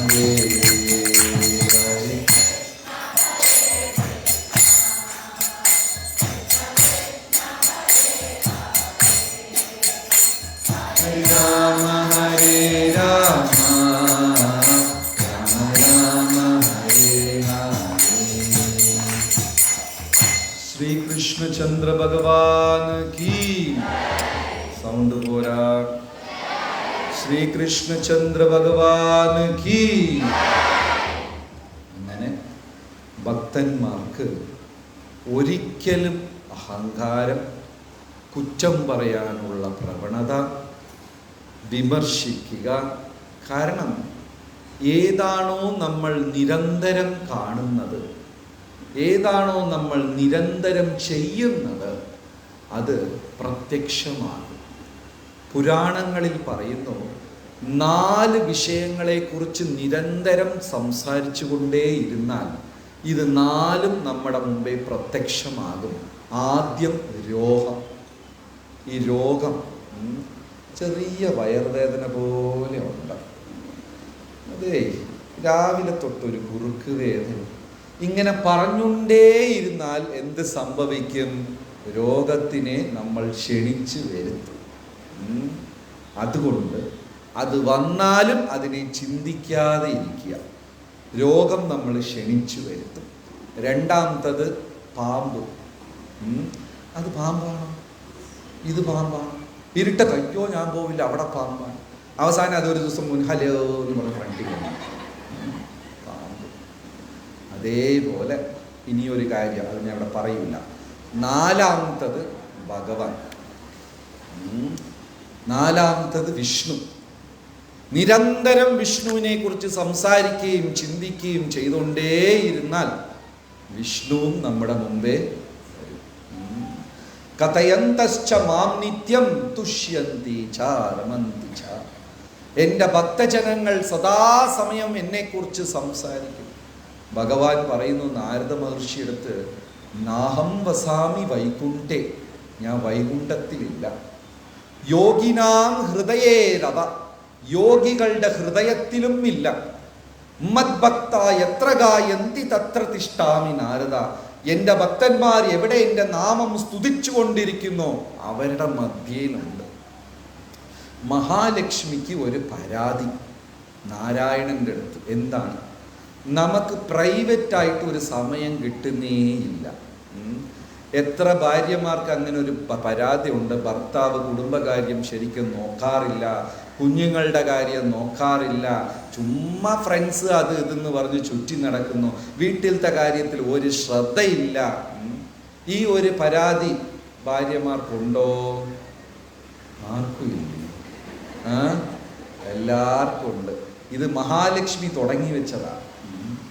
Mahalakshmi നാരായണന്റെ അടുത്ത് പറഞ്ഞു, എന്താ എനിക്ക് വന്ന് എപ്പം നോക്കിയാലും ഋഷിമാര്, നാരദനും ബ്രാഹ്മണരും എല്ലാം, എനിക്ക് ഒരു സംസാരിക്കാൻ ഒരു സമയം വേണ്ടേ? ഭഗവാൻ അങ്ങനെ അനന്തൻ്റെ പുറത്ത് കിടന്നിട്ട്, ദേവി ഇപ്പം ആരുമേ ഇല്ല, നമ്മൾ 2 പേരേ ഉള്ളൂ, പരാതികൾ പറഞ്ഞോളൂ. അപ്പം ലക്ഷ്മി പറഞ്ഞു, ആര് പറഞ്ഞു നമ്മൾ 2 പേരും ഒറ്റയ്ക്കാണ്? ബാക്കിൽ ഒരാൾ 1000 തലയും 2000 കണ്ണും വെച്ച് നമ്മളെ തന്നെ നോക്കിക്കൊണ്ടിരിക്കുകയാണ്. ആരാ? അനന്തൻ. 1000 തലയും 2000 കണ്ണും വെച്ച് നമ്മളെ തന്നെ നോക്കി. എവിടെ പ്രൈവസി? ഇത് പറഞ്ഞുകൊണ്ടിരുന്നപ്പോ പെട്ടെന്ന് ഭഗവാൻ അനന്തന്റെ പുറത്തിരുന്നങ്ങ് ഇറങ്ങി ഓടി. ലക്ഷ്മി പറഞ്ഞു, ഇപ്പൊ പറഞ്ഞതേ ഉള്ളൂ, താ പോയി. എന്തിനാ ഓടിയത്? വൈകുണ്ഠത്തിന്റെ വാതിലിന്റെ അടുത്ത് പോവാ. എന്തിനാ അത്ര വേഗത്തിൽ പോകുന്നത്? ഇനി താമസിച്ചാൽ 4 കുമാരന്മാര് ജയവിജയന്മാരെ ശപിച്ചു കളയും. നമ്മളിപ്പോൾ എവിടെ പോയി? ഭാഗവതം 3-ാം സ്കന്ധത്തിൽ പോയി. കഥ ഓർമ്മയുണ്ടോ? 4 കുമാരന്മാരും വന്നു. അവർ 4 പേരും 5 വയസ്സുള്ള ബാലന്മാരാണെങ്കിലും പ്രായം വർഷങ്ങൾ ഒരുപാടായി. അവരെ മനസ്സിൽ കാമമില്ലാത്തത് കൊണ്ട് പ്രായം കൂടിയിട്ടേയില്ല. അപ്പൊ ഇവർ വന്നു, ജയവിജയന്മാർ അവരെ അകത്ത് കടത്തി വിട്ടില്ല. ദേഷ്യം കൊണ്ട് ഇവർ ശപിക്കാൻ തയ്യാറായി. ഇപ്പൊ പോയില്ലെങ്കിൽ എൻ്റെ ജയവിജയന്മാർക്ക് ശാപം കിട്ടും. ഉടനെ ഭഗവാൻ ഓടിച്ചെന്ന് മധുരമായ ശ്ലോകങ്ങൾ, ഉപശ്ലോക, നല്ല വാക്കുകൾ കൊണ്ട് ഭഗവാൻ കുമാരന്മാരെ പ്രശംസിച്ചു. ബ്രാഹ്മണ ശ്രേഷ്ഠന്മാരെ, നിങ്ങളെല്ലാം ത്രിലോകങ്ങൾക്കും വേണ്ടി ജപിക്കുന്നത് കൊണ്ടാണ്. ബ്രാഹ്മണർ ഗായത്രി ജപിക്കുന്നത് കേട്ടിട്ടുണ്ടോ? ഗായത്രി ഒരു ഗുരുമുഖത്തിലിരുന്ന് വേണം കിട്ടാൻ. ആ മന്ത്രത്തിൽ 3 ത്രിലോകങ്ങൾക്കും വേണ്ടി ബ്രാഹ്മണർ ജപിക്കും. ഭൂലോകം, ഭുവർലോകം 3. എൻ്റെ വീട്ടിന് മാത്രം നന്മ വന്നാൽ പോരാ, ത്രിലോകങ്ങൾക്കും നന്മ വരണം എന്ന് പറഞ്ഞാണ് ബ്രാഹ്മണർ എന്ത് ചെയ്യുന്നത്? ഗായത്രി. ബ്രാഹ്മണ ശ്രേഷ്ഠരെ, നിങ്ങളൊക്കെ ഉള്ളത് കൊണ്ടാണ് ഈ ഭൂമിയിൽ നന്മയുണ്ടാകുന്നത്. എൻ്റെ ദാസന്മാർ, എൻ്റെ ഭക്തന്മാർ തെറ്റ് ചെയ്തിട്ടുണ്ടാകും, അത് ഞാൻ ചെയ്ത തെറ്റായി കരുതി പൊറുക്കണം. ഭഗവാൻ മാപ്പ് ചോദിക്കുക കുമാരന്മാരെടുത്ത്. എൻ്റെ ദാസന്മാർ ചെയ്ത തെറ്റ് ഞാൻ ചെയ്ത തെറ്റായി കരുതി പൊറുക്കണമേ. കുമാരന്മാർ പറഞ്ഞു, പ്രഭോ പ്രഭോ, അങ്ങ് മാപ്പ് ചോദിക്കേണ്ട യാതൊരു കാര്യമില്ല, ഇവർ അറിയാതെ ചെയ്തു പോയത്, അത് വിഷമം, അത് പ്രശ്നമേ അല്ല. ഇല്ല, എൻ്റെ ദാസന്മാർ ചെയ്ത തെറ്റ് ഞാൻ ചെയ്ത തെറ്റ് തന്നെയാണ്. കുഞ്ഞുങ്ങൾ ക്രിക്കറ്റ് കളിച്ച് പക്കത്ത് അടുത്ത വീട്ട് കണ്ണട പൊട്ടിച്ച കാശാര് കൊടുക്കേണ്ടി വരും? അച്ഛൻ തന്നെ കൊടുക്കണം. എൻ്റെ ദാസന്മാർ തെറ്റ് ചെയ്തത് ഞാൻ ചെയ്തതായി പൊറുക്കണമേ. ഉടനെ കുമാരന്മാർ പറഞ്ഞു, പ്രഭു അങ്ങനെ പറയരുത്, വേണ്ട വേണ്ട. അതായത് എൻ്റെ ഭക്തന്മാർ എൻ്റെ ശരീരമാണ്, എൻ്റെ ശരീരത്തിൽ ഒന്ന് തെറ്റ് ചെയ്തതുപോലെ ഇതിനു വേണ്ടി ഞാൻ വേണമെങ്കിൽ കുമാരന്മാരെ നിങ്ങളുടെ പ്രീതിക്കായി ഞാൻ ഒരു കാര്യം ചെയ്യാം. ചിന്തയാമി സ്വഭാവം, ഞാൻ വേണമെങ്കിൽ എൻ്റെ കൈ മുറിക്കാം. ഭഗവാൻ പറയാ, ചിന്തയാമി സ്വഭാവം, എൻ്റെ കൈ മുറിക്കാം.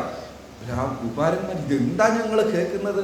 ആദ്യം അങ്ങ് മാപ്പ് പറഞ്ഞു, ഇപ്പൊ ഭക്തന്മാർക്ക് നിങ്ങളുടെ ദാസന്മാർ കൈ മുറിക്കേ. വീണ്ടും ഭഗവാൻ പറഞ്ഞു, എൻ്റെ ദാസന്മാരെല്ലാം ഗംഗയിൽ ചെന്ന് കുളിക്കുന്നുണ്ട്. എന്തിനാ? ആ ഗംഗാവെള്ളം എൻ്റെ പാദത്തിൽ നിന്ന് വരുന്നതുകൊണ്ടാണ്. പക്ഷെ അവരറിയുന്നില്ല, അവർ കുളിച്ചതിന് ശേഷം ഞാൻ രഹസ്യമായി അതേ ഗംഗയിൽ കുളിക്കുന്നു. എൻ്റെ ഭക്തന്മാരുടെ പാദം എൻ്റെ തലയിൽ വെക്കും. എത്ര പ്രാധാന്യമാണ് ഭഗവാൻ ആർക്ക് കൊടുത്തിരിക്കുന്നത്? തൻ്റെ ഭക്തന്മാർക്ക് കൊടുത്തിരിക്കുന്നത്. അപ്പോൾ ഒരു ദിവസം നാരദ മഹർഷി ദ്വാരകയിൽ പോയി ഭഗവാനെ കാണാൻ. 16,000 കൊട്ടാരം, ഇഷ്ടംപോലെ കൊട്ടാരം, കൃഷ്ണനെ കാണാനില്ല. എവിടെ പോയാലും പത്നിമാരുണ്ട്, കുഞ്ഞുങ്ങളുണ്ട്, ഭഗവാനെ കാണാനില്ല. നാരദ മഹർഷി രുക്മിണിയെടുത്ത് ചോദിച്ചു, കൃഷ്ണൻ എങ്ങോട്ട് പോയി? എന്ത് പറയാനാ മഹർഷി? ഈ പാണ്ഡവർ എപ്പോൾ കാട്ടിൽ പോയ ഇദ്ദേഹം അവിടെ കൂടെ കാട്ടിൽ തന്നെ. അവർ 12 വർഷം ശിക്ഷയ്ക്കായി പോയിരിക്കുക. ഭഗവാൻ എന്ത് തെറ്റ് ചെയ്തിട്ടാണോ? അർജുനൻ കാട്ടിലാണെങ്കിൽ ഭഗവാൻ അവിടെ പോയി അന്വേഷിക്കാൻ. ഉടനെ നാരദ മഹർഷി കാട്ടിൽ പോയി. ഭഗവാൻ എന്തിനാ കാട്ടിൽ കിടന്ന് കഷ്ടപ്പെടുന്നത്? അവിടെ ചെന്ന് നോക്കിയാൽ അർജുനൻ യമുനയിൽ കുളിക്കുന്നു, കൃഷ്ണനും യമുനയിൽ കുളിക്കുന്നു. അർജുനൻ മരത്തേക്ക് കയറുന്നു, കൃഷ്ണനും മരത്തേക്ക് കയറുന്നു. അർജുനൻ കാട്ടുപഴം പറിച്ചു തിന്നുന്നു, കൃഷ്ണൻ. അർജുനൻ എന്തെല്ലാം ചെയ്യുന്നു, കൃഷ്ണൻ കൊച്ചുകുട്ടികളെ പോലെ. നാരദ മഹർഷിക്ക് ഇപ്പോൾ അറിയണം എന്താ ഉത്തരം. ഈ കാട്ടിൽ ഭഗവാൻ എന്താ ചെയ്യുന്നു? ചെന്നപ്പോ നാരദ മഹർഷിയെ കണ്ടപാടെ ഭഗവാൻ, ആ മഹർഷി അങ്ങേ കണ്ടത് മഹാസൗഭാഗ്യം. എത്രയോ അകലെ ഇരുന്ന് വരെയല്ലേ, യമുനയിലൊക്കെ പോയി കുളിച്ചിട്ട് വരും, നമുക്ക് സംസാരിക്കാം. ഇദ്ദേഹത്തിന് കുളിക്കാനൊന്നും മനസ്സില്ല, ചോദ്യത്തിന് ഉത്തരം കിട്ടണം. എന്നാലും ഭഗവാൻ നിർബന്ധിച്ച് നാരദരെ പറഞ്ഞു വിട്ടു. യമുനയിൽ ചെന്ന് നാരദർ കുളിച്ചിട്ട് വന്നു നോക്കിയപ്പോൾ വലിയ ഒരു ആലിൻ്റെ ചോട്ടിൽ കൃഷ്ണ ഭഗവാൻ ഇരിക്കുന്നു. കൃഷ്ണ ഭഗവാന്റെ മടിയിൽ അർജുനൻ തലവടച്ച് കൂർക്കം വലിച്ച് ഉറക്കം. നിങ്ങൾ ഗുരുവായൂരമ്പലത്തിൽ തൊഴാനായി പോകും, ശ്രീകോവിൽ തിരുമേനി ഉറക്കാം. എങ്ങനെ ഇരിക്കുന്നു? സന്തോഷം തോന്നോ, വിഷമം തോന്നോ? വിഷമവും ദേഷ്യവും എല്ലാം വരും ഇല്ലേ? ശ്രീകോവിലിനകത്ത് തിരുമേനി കിടന്ന് ഉറങ്ങിയ. ഭഗവാനെ കാണാൻ പോയപ്പോൾ ഭഗവാന്റെ മടിയിൽ അർജുനൻ തല വെച്ച് കിടന്നു ഉറങ്ങുന്നു. ആ നാരദ മഹർഷിക്ക് അങ്ങോട്ട് ദേഷ്യം വന്നു. പിടിച്ചു വിളിക്കാനായിട്ട് ചെന്നപ്പോൾ ഭഗവാൻ പറഞ്ഞു, എൻ്റെ ഭക്തൻ വിശ്രമിക്കുകയാണ്, ശല്യപ്പെടുത്തരുത്. ഇതും കൂടെ കേട്ടപ്പോൾ നാരദ മഹർഷിക്ക് ദേഷ്യം കൂടി. അപ്പോൾ ഭഗവാൻ എന്ത് ചെയ്തു? അർജുനൻ ക്ഷത്രിയൻ, നല്ല നീണ്ട മുടിയൊക്കെ ഉണ്ട്. അതിൽ ഒരു മുടി ഇളകി നിലത്ത് കിടക്കുക.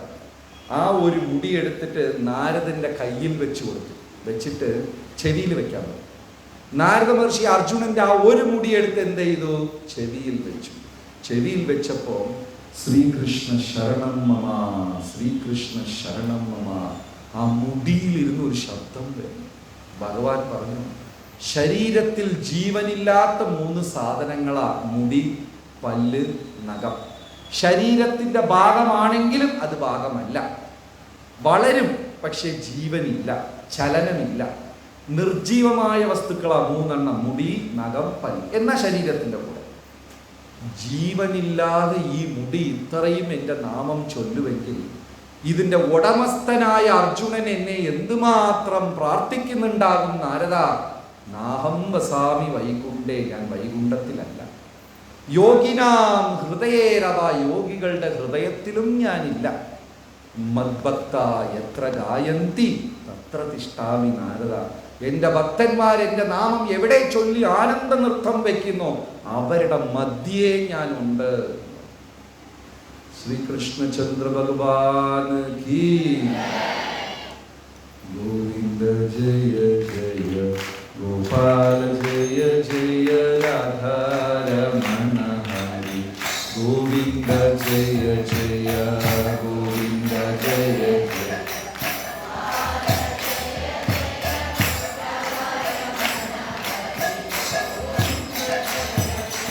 ഗോവിന്ദ ജയ ജയ ഗോപാല ജയ ജയ രാധാരമണ ഹരി. ഗോവിന്ദ ജയ ജയ ഗോവിന്ദ.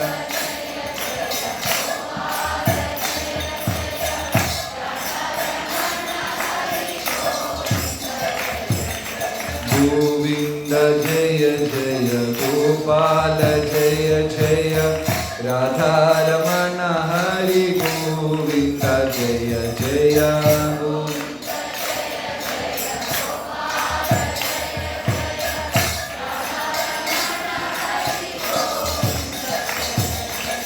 ഗോവിന്ദ ജയ ജയ ഗോപാല ജയ ജയ രാധാരമണ ഹരി. ഗോവിന്ദ ജയ ജയ ഗോവിന്ദ.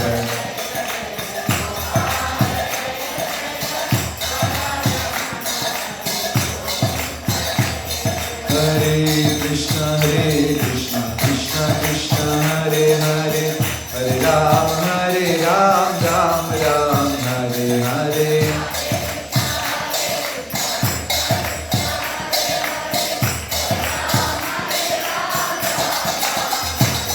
ഹരേ കൃഷ്ണ കൃഷ്ണ കൃഷ്ണ ഹരേ ഹരേ, ഹരേ രാം രാം രാം ഹരേ ഹരേ.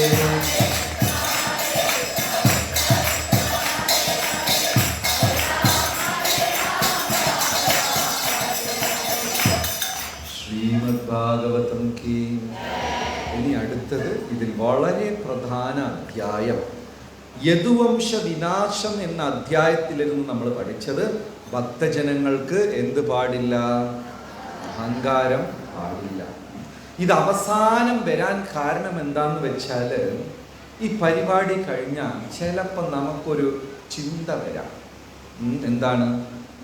നമ്മൾ ഭാഗവത സപ്താഹം ഗംഭീരമായി നടത്തി എന്ന ഒരു തോന്നൽ വരാം. നമ്മൾ നടത്തിയതാണോ ഭഗവാൻ അനുഗ്രഹിച്ചതാണോ? അല്ലേ? എന്നാലും ഭഗവാന്റെ അനുഗ്രഹം കൊണ്ട് ഞങ്ങൾ നടത്തി. ആ ഒരു ചിന്ത വരാൻ പാടില്ല. അപ്പൊ അടുത്തത് വരാൻ പോകുന്ന അധ്യായം മാർക്കണ്ഡേയ ചരിതം. എന്താ ഭഗവാൻ പറയുന്നതെന്ന് വെച്ചാൽ, കൊതിച്ചത് ലഭിച്ചില്ലെങ്കിൽ വിധിച്ചത് കൊണ്ട് തൃപ്തരാകുക. നമ്മുടെ ജീവിതത്തിൽ ഒരുപാട് ആഗ്രഹങ്ങൾ നമുക്കുണ്ടാകും. എല്ലാം നടക്കണമെന്ന് നിർബന്ധമില്ല. കൊതിച്ചത് ലഭിച്ചില്ലെങ്കിൽ വിധിച്ചത് കൊണ്ട് തൃപ്തരാകുക. ഉള്ളത് കൊണ്ട് സന്തോഷത്തോട് ഭഗവാനെ സേവിക്കുക. മാർക്കണ്ഡേയ ചരിതം കൊണ്ട് മനസ്സിലാക്കേണ്ടത് അതാണ്. രാമായണത്തിൽ ഒരു പകുതിയിൽ നിന്ന ഒരു രാജാവുണ്ട്. അങ്ങോട്ടും പോയില്ല ഇങ്ങോട്ടും പോയില്ല. ആരാ? പേര് തൃശങ്കു. കേട്ടിട്ടുണ്ടോ? അങ്ങോട്ടും പോയില്ല. ഭയങ്കര സൗന്ദര്യമാണ്. ആണുങ്ങൾക്ക് ഇത്രയും സൗന്ദര്യമില്ല. സോമന് തുല്യമായ സൗന്ദര്യമായിരുന്നു. ആർക്ക്? തൃശങ്കുവിന്. ഒരു ദിവസം തൃശങ്കു കണ്ണാടിയെ നോക്കി. ദിവസം തൃശങ്കു കണ്ണാടിയുടെ ഫ്രണ്ടിൽ മണിക്കൂറുകൾ ചെലവാക്കി. ഇതിൽ അത്ഭുതപ്പെടാൻ ഒന്നുമില്ല, നമ്മുടെ എല്ലാവരുടെ വീട്ടിലും സംഭവിക്കുന്നതാണ്. തൃശങ്കു പക്ഷെ ആണായിട്ട് പോലും കണ്ണാടിയുടെ മുമ്പേ മണിക്കൂറുകൾ ചെലവാക്കും. ആ തൃശങ്കുവിന് പെട്ടെന്ന് ഒരു ദിവസം തോന്നി, ഈ ഉടലോടങ്ങ് സ്വർഗത്തിൽ പോയാലുണ്ട്. എന്ത് വേണമെങ്കിലും ഞാൻ ഉപേക്ഷിക്കാൻ തയ്യാർ, എന്ത് വിടാൻ തയ്യാറല്ല, ഈ സൗന്ദര്യം നിറഞ്ഞ ശരീരം എനിക്ക് വിടാൻ തയ്യാറല്ല. ചാണക്യൻ പറയുന്നു, ധനവും യൗവനവും നമ്മുടെ ജീവിതത്തിൽ വിരുന്നുകാരത്രേ. ആരൊക്കെയാ നമ്മുടെ ജീവിതത്തിൽ വിരുന്നുകാര്? ധനവും യൗവനവും. ഒരു സുപ്രഭാതത്തിൽ വരും, അടുത്ത ദിവസം ഇത് രണ്ടും നമ്മളെ വിട്ടു പോകും. എത്ര പേര് സമ്മതിക്കുന്നു? എല്ലാവരും. കാരണം എല്ലാവരുടെ തലയിലും വെള്ളക്കമ്പി വന്നു കഴിഞ്ഞു.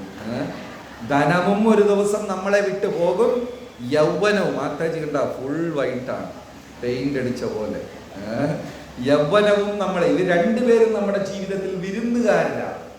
പക്ഷെ തൃശങ്കുവിന് തോന്നി, ഈ സൗന്ദര്യം അങ്ങനെ നിലനിർത്തിയാൽ എന്ത്?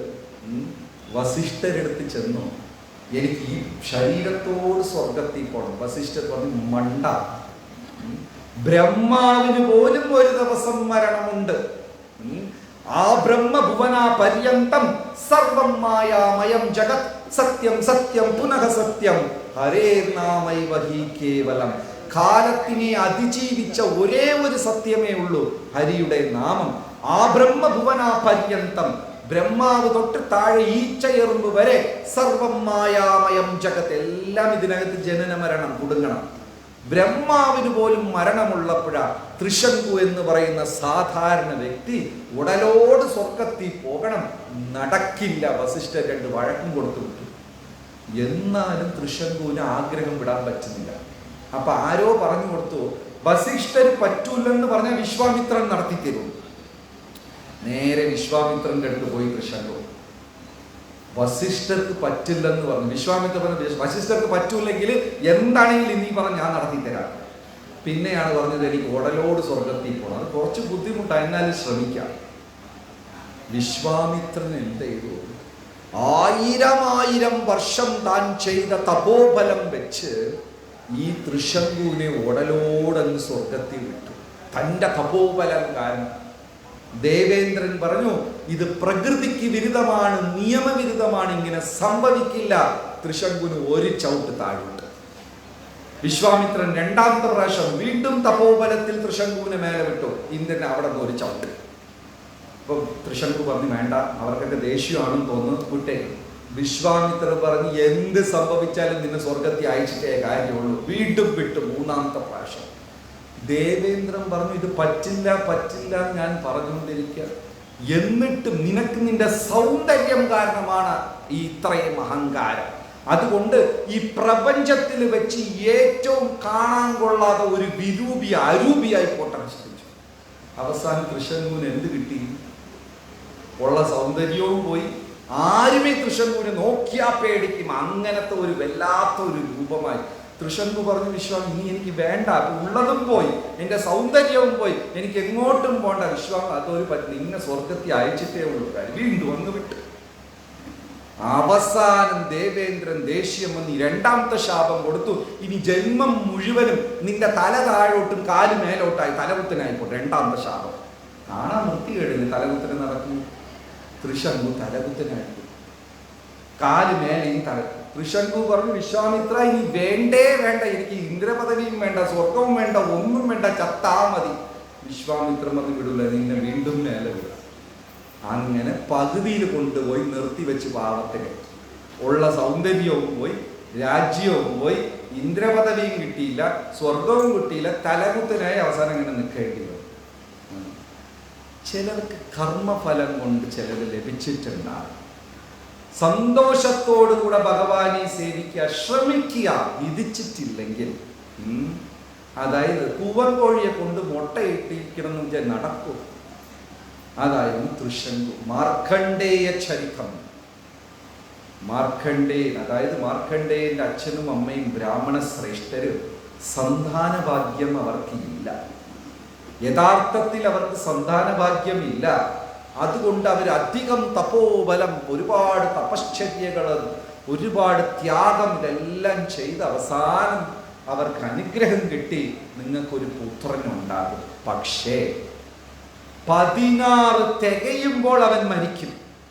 16 വർഷം മാത്രമേ അവൻ നിങ്ങളുടെ കൂടെ ഉണ്ടാവുള്ളൂ. അച്ഛനമ്മ പറഞ്ഞു 16 പിന്നെ ആ കുട്ടി വളർന്ന് 16ന്റെ അടുത്തായപ്പോ അച്ഛനമ്മയ്ക്ക് വിഷമമായി. കാരണം മാർക്കണ്ഡേയൻ മരിച്ചു പോകുമെന്ന് അവർക്കറിയാം. ഈ 16 വയസ്സ് കൊണ്ട് മാർക്കണ്ഡേയൻ സർവത്ര വിദ്യ, ജ്ഞാനം, എന്തെല്ലാം ഒരു മനുഷ്യരാശിയിൽ നേടാൻ പറ്റുമോ അത്രയും നേടി തികഞ്ഞ ഒരു കുഞ്ഞായിരുന്നു മാർക്കണ്ഡേയൻ. അച്ഛൻ്റെയും അമ്മയുടെയും ദുഃഖം കണ്ടു മാർക്കണ്ഡേയൻ, എന്തിനാ നിങ്ങൾ വിഷമിക്കുന്നത്? അവര് പറഞ്ഞു, ഞങ്ങൾക്ക് പുത്രഭാഗ്യമില്ല, എന്നാലും ഞങ്ങൾ തപസ്യ ചെയ്തത് കൊണ്ട് ഞങ്ങൾക്ക് അനുഗ്രഹം കിട്ടി. പക്ഷെ 16 തികയുമ്പോൾ നീ മരിച്ചു പോകും. അതിനേക്കാളും വലിയ ദുഃഖമുണ്ടോ?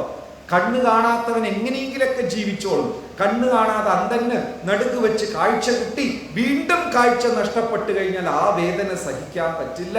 പുത്രഭാഗ്യമില്ലാതെ ഞങ്ങൾ ജീവിക്കുമായിരുന്നു, പക്ഷെ നിന്നെ അനുഭവിച്ചിട്ട് വീണ്ടും നീ നഷ്ടപ്പെടുമ്പോൾ ഞങ്ങൾ എത്ര ദുഃഖത്തിലാണ്.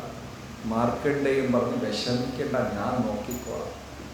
കറക്റ്റ് 16 തികയാൻ പോകും.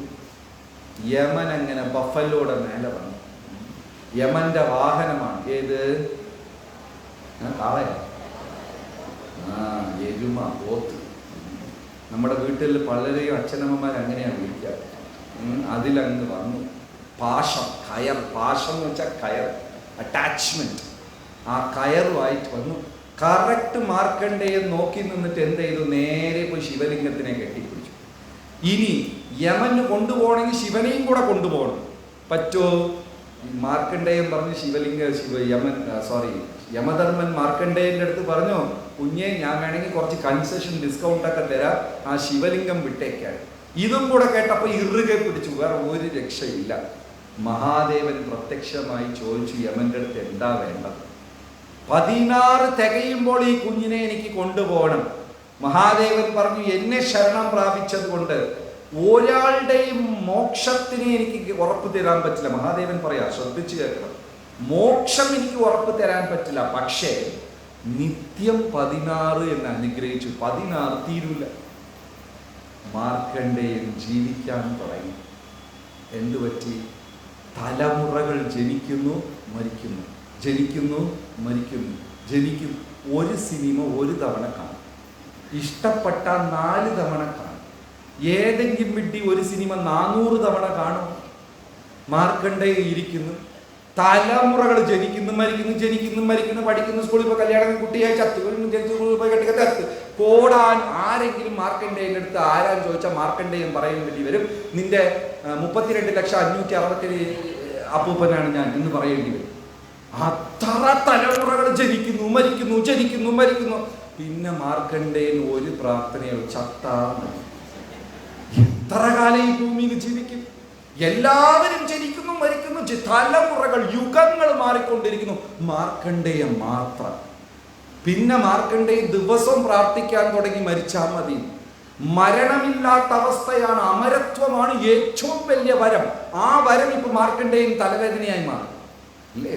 വരങ്ങളിൽ വെച്ച് സാകാവരം, അമരത്വം, മരണമില്ലാത്ത അവസ്ഥ, ചിരഞ്ജീവി, അതാണ് ഏറ്റവും ഉയർന്ന വരം. ദേവന്മാരെല്ലാം അതിനു വേണ്ടിയാണ് അടികൂടുന്നത്. ആ വരം മാർക്കണ്ഡേയന് കിട്ടി. ഇപ്പൊ മാർക്കണ്ഡേയൻ അത് വേണ്ട, മരിച്ചാൽ മതി. എല്ലാരും ജനിക്കുന്നു, മരിക്കുന്നു, ജനിക്കുന്നു, മരിക്കുന്നു, ജനിക്കുന്നു. മാർക്കണ്ഡേയൻ മാത്രം ചത്താ മതി, നടക്കുന്നുമില്ല. അങ്ങനെ ഉള്ളപ്പോ പ്രളയവും കൂടെ വന്നു. മാർക്കണ്ഡേയൻ ഒറ്റയ്ക്ക് എത്ര ദിവസം എന്നറിയാമോ? അധികമില്ല, 4,32,000 വർഷം ഒറ്റയ്ക്ക് വെള്ളത്തിൽ. ചുറ്റി ഒരു തെങ്ങ് പോലും ഇല്ല. ഒറ്റയ്ക്ക് വെള്ളത്തിൽ അങ്ങനെയേ നിൽക്കാൻ 4,32,000 വർഷം മാർക്കണ്ഡേയനും ചുറ്റിയും വെള്ളം. ഒരു മത്സ്യം പോലും ഇല്ല അതിനകത്ത്. മാർക്കണ്ഡേയൻ മരിക്കുന്നുമില്ല. ആലോചിച്ച് നോക്കണം. പ്രാർത്ഥിച്ചു മാർക്കണ്ഡേയനെ ഭയം പിടികൂടി. മാർക്കണ്ഡേയൻ ചോദ്യം, ഇനി ഞാൻ ആരാ? ഇതെന്താ ഇവിടെ സംഭവിക്കുന്നത്? സംസാരിക്കാൻ ആളില്ല, ഒന്നുമില്ല. പ്രാർത്ഥന, പ്രാർത്ഥന, പ്രാർത്ഥന. ഭയം കൂടി മനസ്സിൽ. വല്ലാത്ത അവസ്ഥയിൽ സഹികെട്ട് ആത്മവിശ്വാസം നഷ്ടപ്പെടുമെന്ന ഒരവസ്ഥയിൽ ഭഗവാനെ ഉറക്ക വിളിച്ചപ്പോ ആ വെള്ളത്തിൽ ഒരു ആലിലെങ്ങനെ വരുന്നു. ആലിലയിൽ ഒരു സൗണ്ട്, കാർമേഘ വർണ്ണത്തിൽ കാണുന്ന ഏവരും കൊതിച്ചു പോകുന്ന അതീവ സൗന്ദര്യമുള്ള ഒരു ബാലൻ തൻ്റെ കാലും എടുത്ത് പെരുവിരൽ വായിൽ വെച്ചിട്ട്, വിഷമിക്കേണ്ട, ഞാനും കൂടെ ഉണ്ട് ആലിലെ. അപ്പോഴാണ് മാർക്കണ്ഡേയന് ഒരു സമാധാനം. കരാരവിന്ദേന പദാരവിന്ദം പദാരവിന്ദേന വിനിവേശയന്തം വടസ്യ പത്രസ്യ പുടേശയാനം ബാലം മുകുന്ദം മനസാ സ്മരാമി. സമാധാനമായി മാർക്കണ്ഡേയൻ. ഭഗവാനെ, അങ്ങിപ്പോ വന്നില്ലായിരുന്നെങ്കിൽ ഞാൻ എന്ത് ചെയ്യും? മരിക്കണമെന്ന് വിചാരിച്ച് മരണവും വരുന്നില്ല. മാർക്കണ്ഡേയ, ഇപ്പൊ നിനക്ക് പ്രപഞ്ച സത്യമെല്ലാം മനസ്സിലായിട്ടുണ്ടാകും. എന്ത് വരം വേണം? മാർക്കണ്ഡേയൻ പറഞ്ഞു, ചത്താ മതി. ഭഗവാൻ ചിരിച്ചോണ്ട് പറഞ്ഞു, മാർക്കണ്ഡേയ, നീ വീണ്ടും അതേ തെറ്റാണ് ചെയ്യുന്നത്. അതെന്താ? മരിച്ചാൽ വീണ്ടും ജനിക്കേണ്ടി വരും. അയ്യോ, എനിക്ക് ജന്മമേ വേണ്ട. ജാതസ്യ ഹി ധ്രുവോ മൃത്യു. ജനിക്കുന്ന ഓരോരുത്തരും ഈ ഭൂമിയിൽ മരിക്കേണ്ടി വരും. ധ്രുവം ജന്മമൃതസ്യ ച. മരിച്ചാൽ വീണ്ടും ജനിക്കേണ്ടി വരും. എനിക്ക് അവസ്ഥയെ വേണ്ട, ഈ സംസാര ചക്രമേ വേണ്ട. ജനനം, മരണം, മനുഷ്യജന്മം എല്ലാം കോടാനുകോടി പ്രാവശ്യം ഞാൻ കണ്ടു കഴിഞ്ഞു. എനിക്ക് വേണ്ട ഭഗവത് പദം. അങ്ങനെ മാർക്കണ്ഡേയന് മോക്ഷം കിട്ടി. അതായത് ദൈവം തന്നിട്ടുള്ളത് സന്തോഷത്തോട് ഉപയോഗിച്ച് ഭഗവാനെ സേവിക്കുക. എല്ലാവരുടെ ആവശ്യത്തിനും ദൈവം നൽകിയിട്ടുണ്ട്. ആരുടെയും ആർത്തിക്ക് ദൈവം തന്നിട്ടില്ല. ആർത്തി മൂത്ത് നടക്കുമ്പോൾ ഉള്ളതിൻ്റെ മൂല്യവും നമുക്ക് മനസ്സിലാകാതെ സമാധാനമില്ലാത്തൊരവസ്ഥയിലേക്ക് നമ്മൾ പോകും. രഘുപതി രാഘവ രാജാ പതിത പാവന സീതാരാ.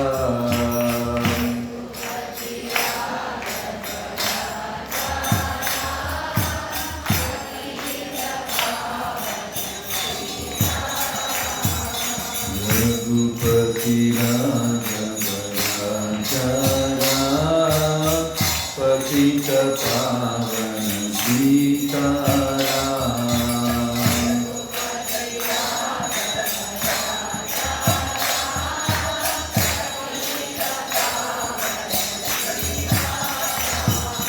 श्री राम जय जय राम. श्री राम जय राम जय जय राम.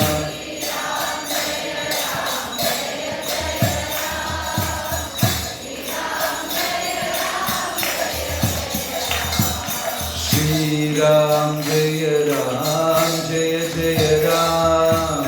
श्री राम जय राम जय जय राम.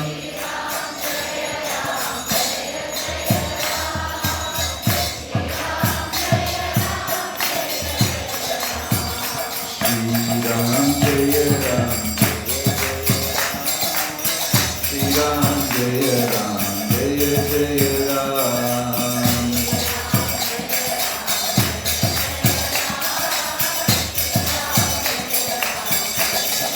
ശ്രീകൃഷ്ണചന്ദ്ര ഭഗവാൻ കീ. അങ്ങനെ ഭാഗവതത്തിൽ 13-ാം അധ്യായം ഭാഗവത ഫലം. ഭാഗവതം വായിച്ചാലും ജപിച്ചാലും നാമസങ്കീർത്തനത്തിന്റെ ഫലങ്ങളാണ് വിവരിക്കുന്നത്. വൈകുന്നേരം ചെറിയ ഒരു സമാപന ചടങ്ങുണ്ടാകും. അപ്പോൾ ഭാഗവത ഫലം വിവരിക്കുന്നത് വൈകുന്നേരമായിരിക്കും. അത് സമയം സംഘാടകർ പറയും. ആ ഒരു അധ്യായം ബാക്കി വയ്ക്കുന്നു. അപ്പോൾ 3 മണിക്ക് ഓക്കെ, ഇന്ത്യൻ റെയിൽവേസിൻ്റെ സമയമാണ് 3 മണിക്ക്. ട്രെയിൻ വരാതെ 3 മണിക്ക് വൈകുന്നേരം ഉണ്ടാകും. ഇപ്പോൾ ഭാഗവതത്തിൻ്റെ അവസാനത്തെ ശ്ലോകം, നാമസങ്കീർത്തനം യസ്യ സർവപാപ പ്രണാശനം പ്രണാമോ ദുഃഖശമനോ തം നമാമി ഹരിപരം. ഇപ്പൊ ശ്രീകൃഷ്ണ ഭഗവാൻ ദ്വാപരയുഗത്തിന്റെ അവസാനം പോയി കഴിഞ്ഞു. ഇനി വരാനുള്ള അവതാരം എന്ന് പറയുന്നത് കൽക്കി അവതാരമാണ്. കൽക്കി അവതാരം കലിയുഗത്തിൻ്റെ അവസാനം. കലിയുഗത്തിൻ്റെ അവസാനം ഒറീസ സംസ്ഥാനത്ത് ചമ്പൽ എന്ന് പറയുന്ന ഗ്രാമത്തിൽ, വിവരണം വ്യക്തമായി ഹരിവംശ പുരാണത്തിലും കലിസന്തരണ ഉപനിഷത്തിലും കൊടുത്തിട്ടുണ്ട്. കലിയുഗത്തിൻ്റെ അവസാനം വിഷ്ണുയസസ് എന്ന ബ്രാഹ്മണന്റെ പുത്രനായി ഒറീസ സംസ്ഥാനത്തിൽ ചമ്പൽ എന്ന ഗ്രാമം, ഇപ്പൊ അവിടെ അങ്ങനെ ഒരു സ്ഥലമേ ഇല്ല, പക്ഷേ അങ്ങനെ ഒരു സ്ഥലമുണ്ടാകുമത്രേ. അവിടെ ഒരു ബ്രാഹ്മണ കുട്ടിയായിട്ട് കൽക്കി അവതരിച്ച് നിമിഷങ്ങൾക്കകം വളർന്ന് വലിയ വ്യക്തിയായി ഒരു വെള്ളക്കുതിര, ഉച്ചൈസ്രവസ് പോലെ ഒരു വെള്ളക്കുതിരയുടെ പുറത്ത് വാളും എടുത്തുകൊണ്ട് മൃഗീയ സ്വഭാവമുള്ള എല്ലാ മനുഷ്യരും, അതിനു മുമ്പേ എല്ലാവർക്കും മോക്ഷം കിട്ടും. നാമം ഒരു തവണ ജപിച്ച ആൾക്ക് പോലും മോക്ഷം കിട്ടും. പക്ഷേ മൃഗസമാനം, ഇത് വളരെ ശ്രദ്ധിക്കുക. ഭക്ഷണത്തിന്റെ സമയമായിട്ടില്ല, വളരെയധികം ശ്രദ്ധിക്കുക. എന്താണ് മൃഗസമാനമായ ജീവിതം? നല്ലോണം കേൾക്കുക. മൃഗസമാനമായ ജീവിതം എന്ന് പറയുമ്പോൾ പല കാര്യങ്ങളുണ്ട്. അതിൽ ഒന്ന്, നമ്മുടെ ഭാരതത്തില് ഒരു വ്യക്തി തൻ്റെ സഹോദരിയെ വിവാഹം കഴിക്കുമോ? കഴിക്കത്തില്ല. സഹോദരന്മാരെയോ സഹോദരികളെയോ നമ്മൾ ആരും വിവാഹം കഴിക്കത്തില്ല. പക്ഷേ മൃഗങ്ങളുടെ വംശത്തിൽ അങ്ങനെ ഒന്നുമില്ല. ഈ പൂച്ച, പട്ടി, അതൊക്കെ ഒരേ സമയത്ത് 10-12 കുഞ്ഞുങ്ങളെ പ്രസവിക്കും. പിന്നെ അതിൻ്റെ ഇടയ്ക്ക് ചേട്ടൻ, ചേച്ചി, അനിയത്തി, ഇങ്ങനെ ഒന്നുമില്ല.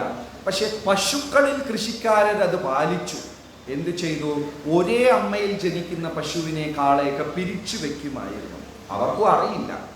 പക്ഷേ മനുഷ്യവർഗം ഒരു ദിവസം ഇങ്ങനെ ആകും. ശ്രീമദ് ഭാഗവതം 12-ാം സ്കന്ധത്തിൽ കലിയുഗ വിവരണങ്ങളുണ്ട്. ഇപ്പൊ ഇത് വിദേശ രാജ്യങ്ങളിൽ നടക്കുന്നു.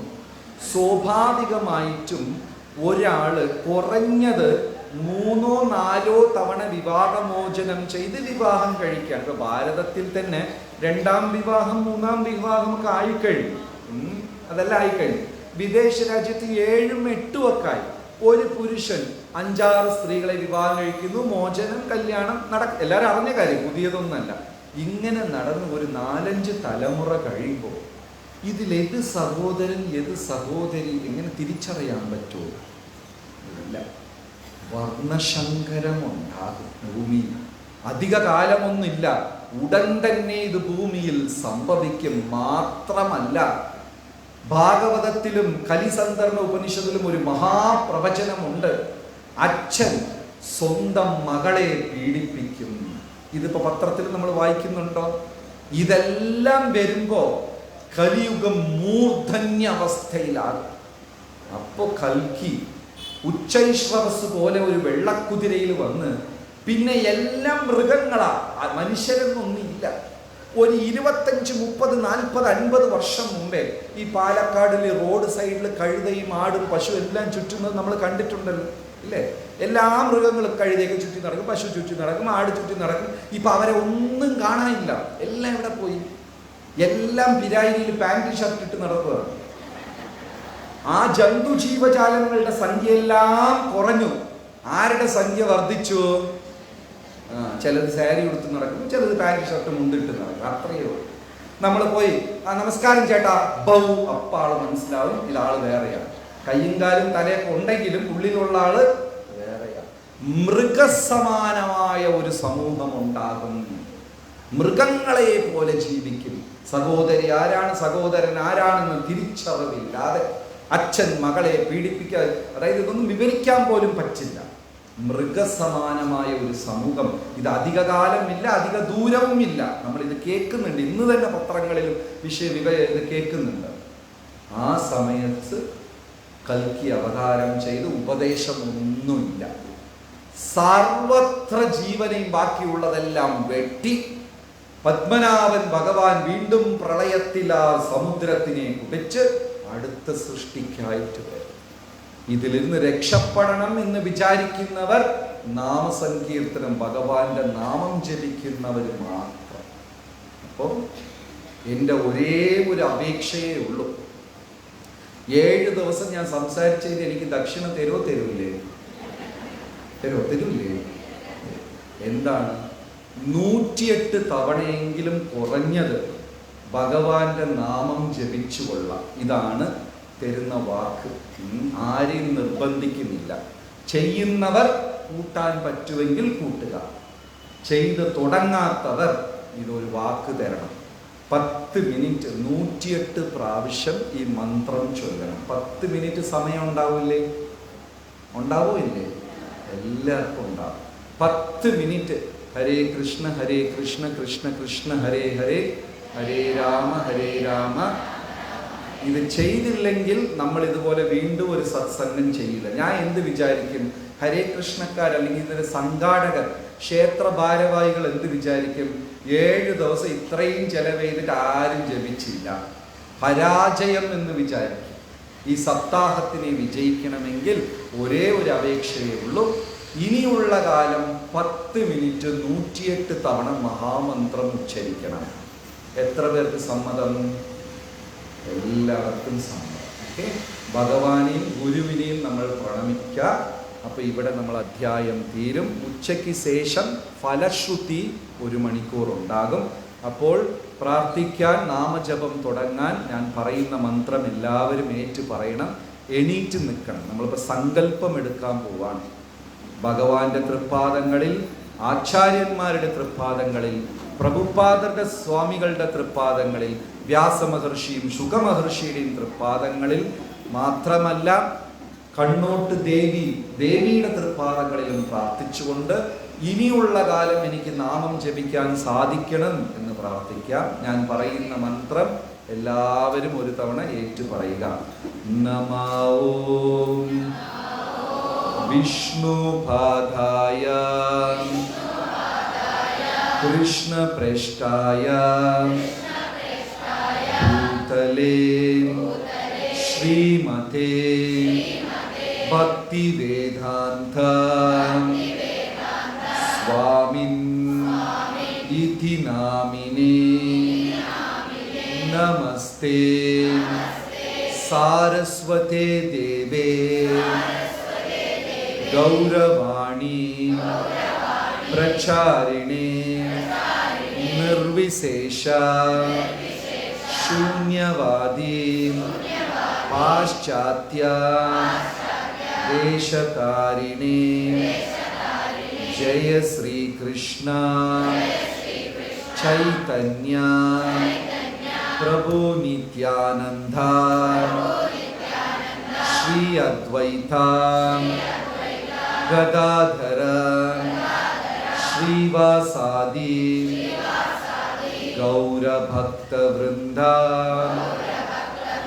ഹരേ കൃഷ്ണ ഹരേ കൃഷ്ണ കൃഷ്ണ കൃഷ്ണ ഹരേ ഹരേ ഹരേ രാമ ഹരേ രാമ രാമ രാമ ഹരേ ഹരേ. മനസ്സുകൊണ്ട് ഗുരുക്കന്മാരുടെ തൃപ്പാദങ്ങളിൽ, പ്രഭുപാദ് സ്വാമികളുടെ തൃപ്പാദങ്ങളിൽ, വ്യാസമഹർഷി ശുഗമഹർഷിയുടെ തൃപ്പാദങ്ങളിൽ, കണ്ണോട്ടുകാവ് ദേവിയുടെ ചരണങ്ങളിൽ, ഭഗവാൻ കൃഷ്ണന്റെ പാദങ്ങളിൽ പുഷ്പങ്ങൾ സമർപ്പിച്ചിട്ട് പ്രാർത്ഥിച്ചിട്ട് ഇരിക്കുക. യേശ പുഷ്പാഞ്ജലി.